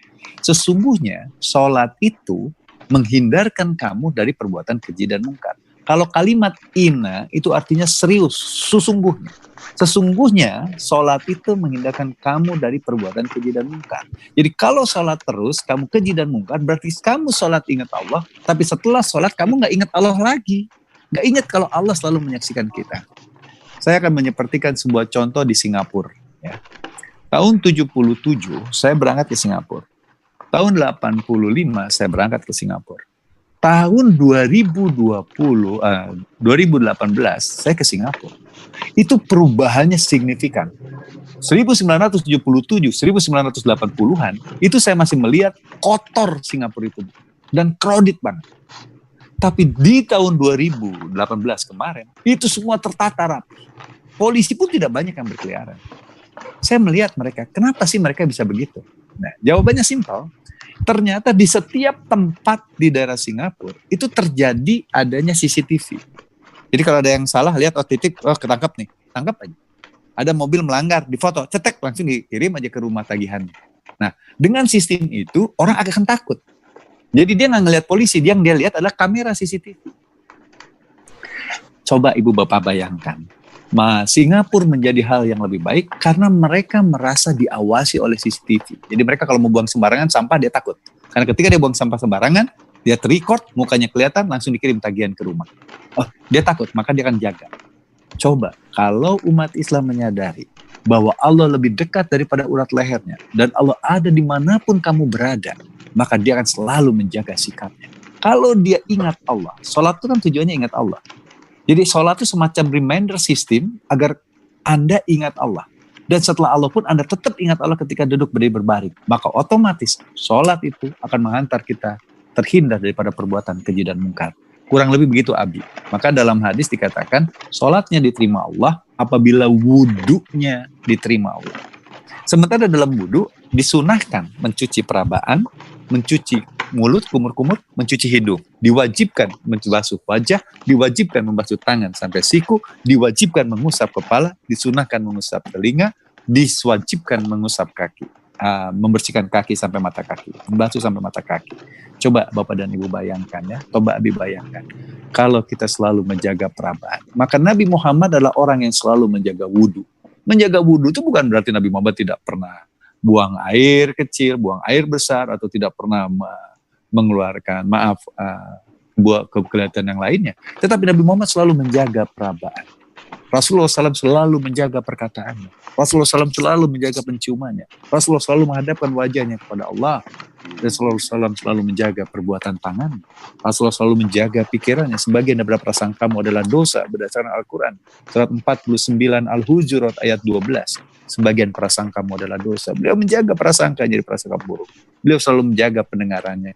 Kalau dia dengar kabar, dia langsung cek kebenarannya. Berdasarkan Al-Quran surat 49 ayat ke-7, kalau ada sesuatu dia cek. Kalau kita kan enggak, dengar langsung sewot duluan. Padahal cek dulu.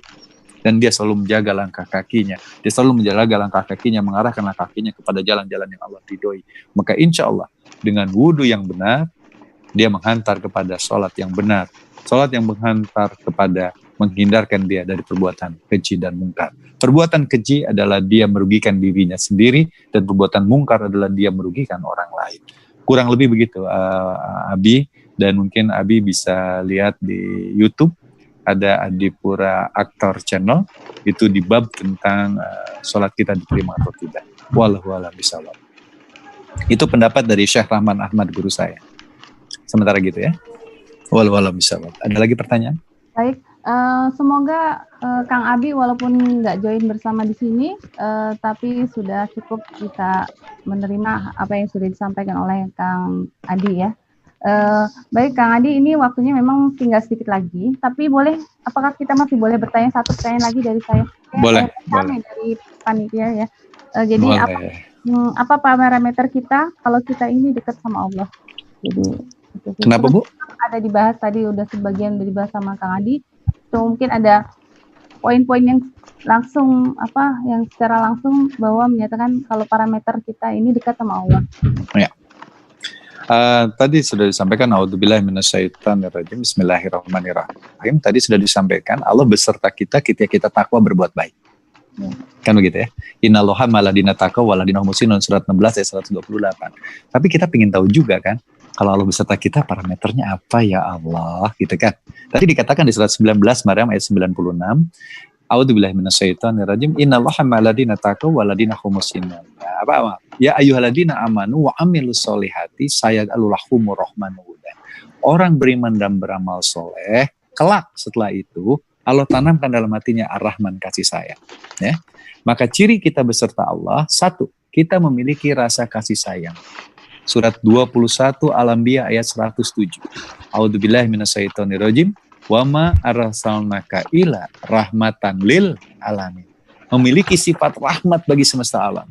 Allah menciptakan manusia, dia sayang kepada seluruh manusia tanpa membedakan suku, bangsa, agamanya. Dia mencintai seluruh binatang.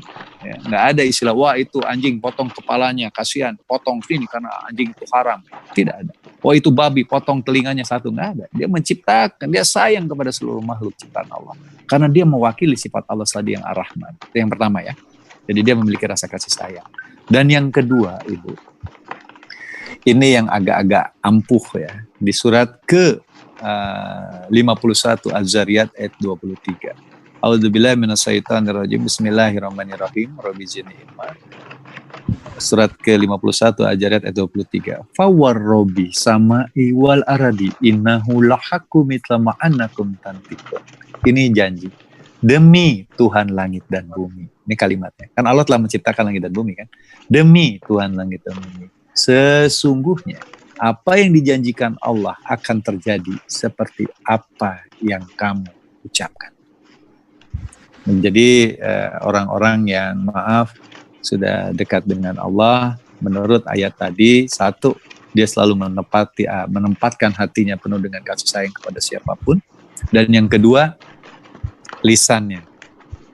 Kalau bahasa Sundanya bilang saciduh metu saucap nyata, kalau bahasa Sunda bilang ya. Jadi kalau misalnya orang bilang kun fayakun, nggak bisa. Kun fayakun itu punya Allah. Nggak bisa kita kun fayakun. Tapi kita bisanya di ayat ini, surat 51 Al-Jariyat 23. Fawarrobi sama'i wal ardi innahu lahakum islam ma'anakum tantikun.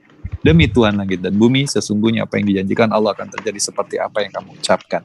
Jadi ciri-ciri orang yang sudah beserta Allah, satu, dia akan selalu menebarkan rasa kasih sayang kepada siapapun. Contohnya Rasulullah sangat elegan banget. Beliau sangat baik banget. Suatu saat, kebayang nggak Bu? Masjid itu kan tempat sholat ya Bu ya. Tiba-tiba ada orang Bu yang kencing di masjid. Kira-kira kalau ada ibu nih, ada orang yang kencing di masjid, ibu marah nggak Bu? Marah ya? Marah lah. Nabi Muhammad enggak loh Bu. Sahabatnya bilang, penggal dia. Jangan. Selesai kencing, sudah beres, baru dikasih tahu, kamu jangan sholat di situ. Sekarang mau bersihkan tempat itu. Kalau kita kan enggak Bu, kurang ajar kamu ya. Kamu penista agama, pok aja. Nabi kan enggak. Udah kamu bersihkan tempat itu. Coba bayangkan. Karena memang Nabi Muhammad udah berisi kasih sayang. Dimaki-maki Yahudi buta aja malah disuapin sama Nabi Muhammad. Kita dimaki-maki, boro-boro malah ya. Kita kalau perlu panggil teman-teman deh. Bully dia kan. Nah itu bedanya. Jadi sekali lagi ciri yang saya tahu berdasarkan apa yang di dalam Al-Quran. Satu, dia memiliki sifat Ar-Rahman. Ya. Dua, dia ucapannya akan mudah dijaga. Dan yang pasti berdasarkan surat 2 Al-Baqarah ayat 153. Innallaha ma'as-sabirin. Allah beserta orang-orang yang sabar. Jadi bukti dia beserta Allah, dia harus Sabar. Alhamdulillah. Gitu. Jadi kalau masih emosian ya Belum ya? Ya mohon maaf, saya nggak tahu ya. Itu hak Allah. Cuman berdasarkan parameter yang Allah bikin sendiri, ya di sana kan jelas bahwa Allah beserta orang yang sabar ya. Ya ayyuhalladzina amanu stabinu bisobri wassolati innallaha ma'as-sabirin. Orang-orang yang beriman jadikanlah sabar dan sholat sebagai penolongmu. Sesungguhnya Allah beserta orang-orang yang sabar. Insyaallah Allah beserta kita. Amin ya rabbal alamin. Walau alam bisawab. Kayaknya cukup ya. Alhamdulillah cukup ya. Pak Ustadz, ini ada satu lagi dari Teteh Fauzia. Ada di Zoom sini nggak ya? Ada ya, tadi. nggak apa-apa. Fauzia ada. Boleh nggak satu lagi? Boleh. Fauzia, silakan kalau Langsung boleh aja. sama Pak Ustadz, sama Kang Adi. Boleh Kang? Boleh. Boleh? Ya, silakan Fauzia. Ya, Assalamualaikum. Waalaikumsalam warahmatullahi wabarakatuh. Ya, Kang mau tanya, tadi kan menyebutkan ayat tentang Allah itu dekat dengan urat nadi kita. Itu maksudnya apa ya? Artinya apakah Allah memang ada di dalam diri kita atau Allah ada di mana-mana? Karena kata ayat ini kan agak kalimatnya itu maknanya itu kurang jelas kalau bagi saya ya. Apakah Allah itu melekat pada diri kita atau Allah ada di mana-mana sehingga kita bisa merasakan Allah itu memang dekat dengan kita? Itu aja sih. Ya. A'udzubillahi minasyaitonirrajim. Bismillahirrahmanirrahim. Saya akan menyepertikan seperti ini ya Kang ya. Allah itu bukan makhluk. Gitu. Kalau versi beberapa ulama, karena Allah bukan makhluk, maka Allah tidak menempat. Walaupun ini dipertentangkan dengan sahabat-sahabat kita yang salafi yang mengatakan bahwa Allah itu menempat. Allah itu adanya di Allah ada di ars gitu lah. Tapi sebagian ulama menetapkan bahwa Allah bukan makhluk, maka Allah tidak menempat. Nah, Allah beserta kita artinya apa? Coba Ibu buka ajarannya di surat 2 Al-Baqarah ayat 115. Ini lebih memudahkan kita untuk bisa memahami ya. Surat 2 Al-Baqarah ayat 115. A'udzubillahi minasyaitonirrajim. Bismillahirrahmanirrahim. Rabbi zidni. Wa qalu takhadallahu waladan subhanahu balahu ma fis samawati wal ard kullun lahu qanitun. Salah baca saya. Maaf salah baca.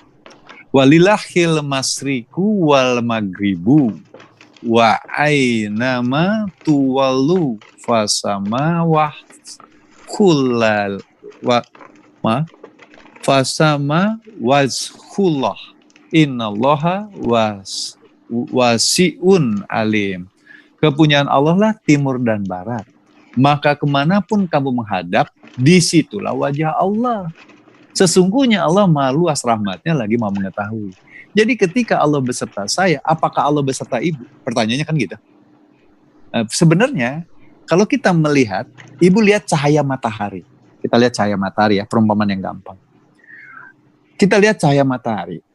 Ketika cahaya matahari mengenai saya, apakah dia juga mengenai ibu?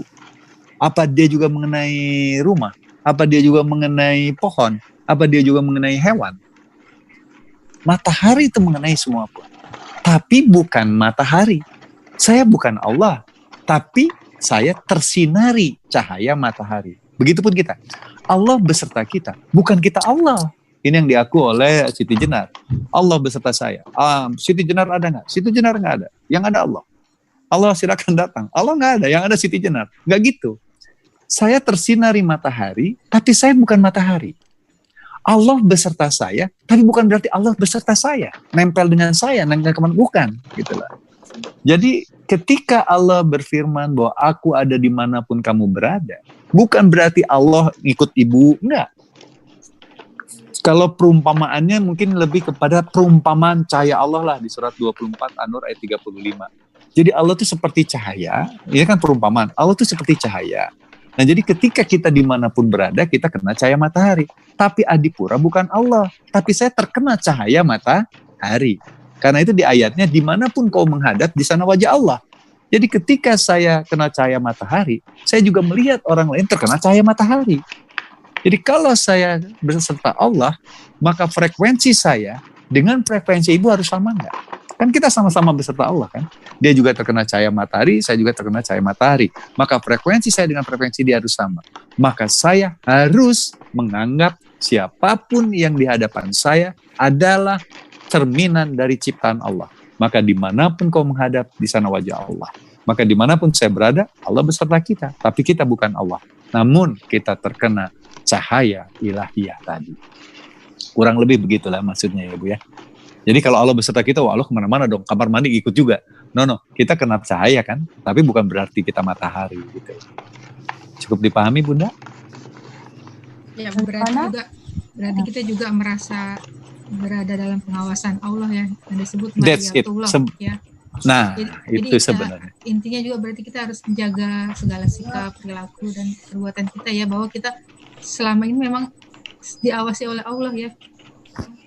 Seperti itu mungkin ya, Kang. Ya, jadi begini Kang, Bu, Ibu kan saya tadi ceritakan di Singapura. Jadi Singapura itu menjadi tertib, karena mereka meyakini ada CCTV yang selalu mengawasi mereka. Jadi kalau mereka berbuat sesuatu, dia takut nih ada CCTV yang lihat mereka. Karena nanti akan nyetir mobil, salah dikit, dia nggak merasa bersalah, nggak ada polisi kok. Tiba-tiba tagihan nyampe ke rumah. Dan ini lagi dicoba di Indonesia kan nanti. Nah, coba kalau kita bayangkan, seorang Muslim, dia sadar betul bahwa Allah selalu menyaksikan perbuatan dia. Kira-kira dia keji dan mungkar nggak? Nggak berani, Bu. Karena apa? Karena saya sadar saya akan mati. Dan saya akan mati bertemu Allah. Maka kata Rasulullah, manusia yang paling cerdas adalah manusia yang mengingat kematian. Kita akan mati, Bu. Dan mati menghadap Allah. Dan kehidupan nanti itu tidak sebanding dengan kehidupan kita sekarang. Kita paling banter umur berapa tahun sih, Bu? Ibu paling umur berapa tahun lah? 80 aja udah nyusahin orang kali, Bu.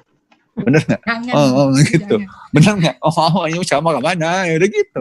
Kita sebentar, hidup ini cuma sebentar. Ada kehidupan nanti yang lebih baik. Dan kita harus sadar bahwa kita ini hidup untuk sekarang dan hidup untuk akan datang. Tapi akan datang itu masa yang sangat tanpa batas, unlimited gitu loh. Contoh gini lah. Ibu pernah keluar negeri lah. Atau ibu pernah umroh. Ketika kita umroh, kira-kira persiapannya banyak. Satu, kita beli dulu, siapin visanya. Kita punya paspor dulu, siapin visanya, disuntik meningitis, bayar juga, siapin lagi nanti segala macemnya. Kita mungkin umroh paling banter juga nggak ada yang sebulan lah, katakanlah 2 minggu. 2 minggu persiapannya berbulan-bulan, benar nggak Bu? Ada manasiknya lah, ada apa segala macam. Ini lucu, saya mau mati, hidup di satu tempat yang tidak ada batasnya, tapi saya tidak punya bekal apapun. Itu judulnya nekat. Kan gitu, menurut saya nekat. Makanya yuk kita pergunakan sisa hidup kita ini untuk selalu sadar bahwa kita diawasi Allah. Dulu sih saya bandel juga, Bu. Kalau saya bandel zaman dulu, Bu, kemana-mana saya pakai topi, shit, pakai kacamata hitam, shit, pakai masker, set, orang nggak lewat kan, gayanya gitu, biar nggak kelihatan itu adipura. Tapi sekarang saya takut, saya boleh bergaya, tapi Allah menyaksikan saya. Yuk, mulai dari sekarang, siapapun kita, sadarilah betul bahwa Allah selalu menyaksikan kita. Jagalah sikapmu, karena besok lusa kamu akan menghadap Allah untuk mempertanggungjawabkan apa yang telah kita perbuat. Amin ya rabbal alamin. Walau ulam bisawab. Ya, baik. Alhamdulillah sudah 5 pertanyaan ya, 5 sampai 6 sudah terjawab dan waktunya memang sudah habis ya, sebenarnya sudah agak lewat sedikit. Terima kasih banyak Kang Adi yang sudah memberikan pencerahan kepada kita semua hari ini dan materinya sangat menarik dan ini sangat-sangat bersinggungan langsung kepada kita semua yang selama ini ya kalau kita sadari usia kita sudah mendekati usia 50 ya, artinya sudah tidak muda lagi tapi belum tua ya Kang, kita nggak pernah tua ya. Ya apalah artinya sebuah angka. Oke. Terus kemudian mudah-mudahan kita dapat mengambil makna dari ini semua. Kalau boleh saya izinkan untuk memberikan summary apa yang sudah disampaikan oleh Kang Adi tadi ya. Jadi hari ini kita membahas bagaimana kita bisa mendekatkan diri kepada Allah, bagaimana kita tahu bahwa kita ini dekat dengan Allah. Jadi Allah sendiri sebenarnya sudah menjelaskannya dengan melalui ayat-ayatnya dan bagaimana cara menafsirkannya Allah akan menurunkan dengan ayat-ayat yang lainnya. Kemudian juga intinya Allah sudah menetapkan bahwa atas dirinya adalah Ar-Rahman. Jadi secara umum bahwa kita ini kalau jika ada dalam diri kita ada Ar-Rahman atau kasih sayang, sesungguhnya Allah beserta kita. Amin. Amin ya rabbal alamin. Kemudian yang terpenting lagi tadi tentang definisi Tuhan dan definisi Allah. Dimana kalau Allah itu lamnya ada 2 ya. Jadi disitulah ada makna tentang kasih sayang. Nah itu juga ada juga tertuang di dalam doa istiftah yang kita ucapkan ketika di awal sholat ya, di mana di Al-An'am ayat 79, kemudian surat 6 ayat 162, inna sholati wa nusuki wa mahyaya wa mamati, di situ tertera juga tentang kasih sayang. Semua dengan kasih sayang. Artinya kita bisa berkumpul, bertemu saat ini juga tidak mungkin kalau tidak dengan kasih sayang Allah. Dan semua hanya tadi disampaikan juga pada dari Kang Adi bahwa Rasulullah sendiri tidak bisa memberi petunjuk kepada pamannya, sekalipun orang yang dia cintai. Tapi hanya Allah yang bisa memberikan petunjuk kalau ia menghendaki. Jadi semoga ini memang atas izin Allah, Allah menghendaki kita berkumpul dan kita mendapat pencerahan melalui Kang Adi. Semoga menjadikan amal yang baik untuk kita semua dan Kang Adi diberikan kesehatan, kita semua juga perlindungan Allah. Namun sebelum itu kita mohon Kang Adi untuk membacakan doa untuk kita semua, memimpin doa. Semoga kita semua dalam keselamatan dan kesuksesan. Amin. Amin ya Allah. Amin. Mari kita rendahkan diri kita di hadapan Allah Subhanahu wa taala karena ternyata kita bukan apa-apa. Kalau kita lihat matahari, nyampe matahari aja kita belum sanggup. Sementara Allah mampu menciptakan matahari ini jutaan matahari, bahkan miliaran matahari. Dengan cara malam hari kita lihat ke langit, dilihat bintang, bintang adalah matahari di galaksi yang lain. Maka marilah kita merendahkan diri kita di hadapan Allah dan memohon kepada Allah. A'udzubillahi minasyaitonirrajim. Rabbana dzalamna anfusana wa illam taghfir lana wa tarhamna lanakunanna minal khasirin. Astaghfirullahaladzim. La ilaha illa anta subhanaka inni kuntu minadz dzalimin. Astaghfirullahaladzim. Rabbighfir warham wa anta khairur rahimin. Ya Allah ya Rabbana ya Rahman, Allahumma firli wa liwalidayya warhamhuma kama rabbayani shaghira. Rabbana hab lana min azwajina wa dzurriyyatina qurrata a'yun wa lana muttaqina imaman. Rabbana qimis sholati wa min dzurriyyati Rabbana taqabbal doa. Taqabbalu minna wa minkum syaumana wa saumikum. Ya Allah ya Rabbana. Rabbana afrik anna sabran wa tawaffana minal muslimin. Rabbana la tuzigh qulubana ba'da idh hadaytana wa hab lana min ladunka rahmatan innaka tawwab. Rabbana atina fid dunya hasanah wa fil akhirati hasanah wa qina adzabannar. Inna hadzal rizquna malau minafat. Ya Rabbi a'udzubika min hamazati sayatin wa ujbika Rabbi an yadurun. Fa idza maritu fa huwa yasin. Rabbahu animasan yang dulu antara rahimin. Ya Allah ya Rahman, pada kesempatan hari ini Kami bermohonkan kepadamu ya Allah, ampunilah segala dosa kami. Jadikanlah sisa hidup kami, jadikan kami orang yang Engkau ridhoi ya Allah. Ya Allah ya Rahman, wafatlah kami, wafat yang orang-orang bertakwa ya Allah. Ya Allah ya Rahman, Iyyaka na'budu wa iyyaka nasta'in. Jadikanlah pasangan hidup kami penenteram hati kami ya Allah. Jadikanlah anak cucu kami mendirikan sholat seperti apa yang aku mohonkan ya Allah. Dan kiranya Engkau mengabulkan doa kami. Ya Allah ya Rahman, lindungilah kami semua terbebas dari bisikan dan kedatangan setan ya Allah. Dan jadikanlah kepada kami kesehatan yang paripurna ya Allah.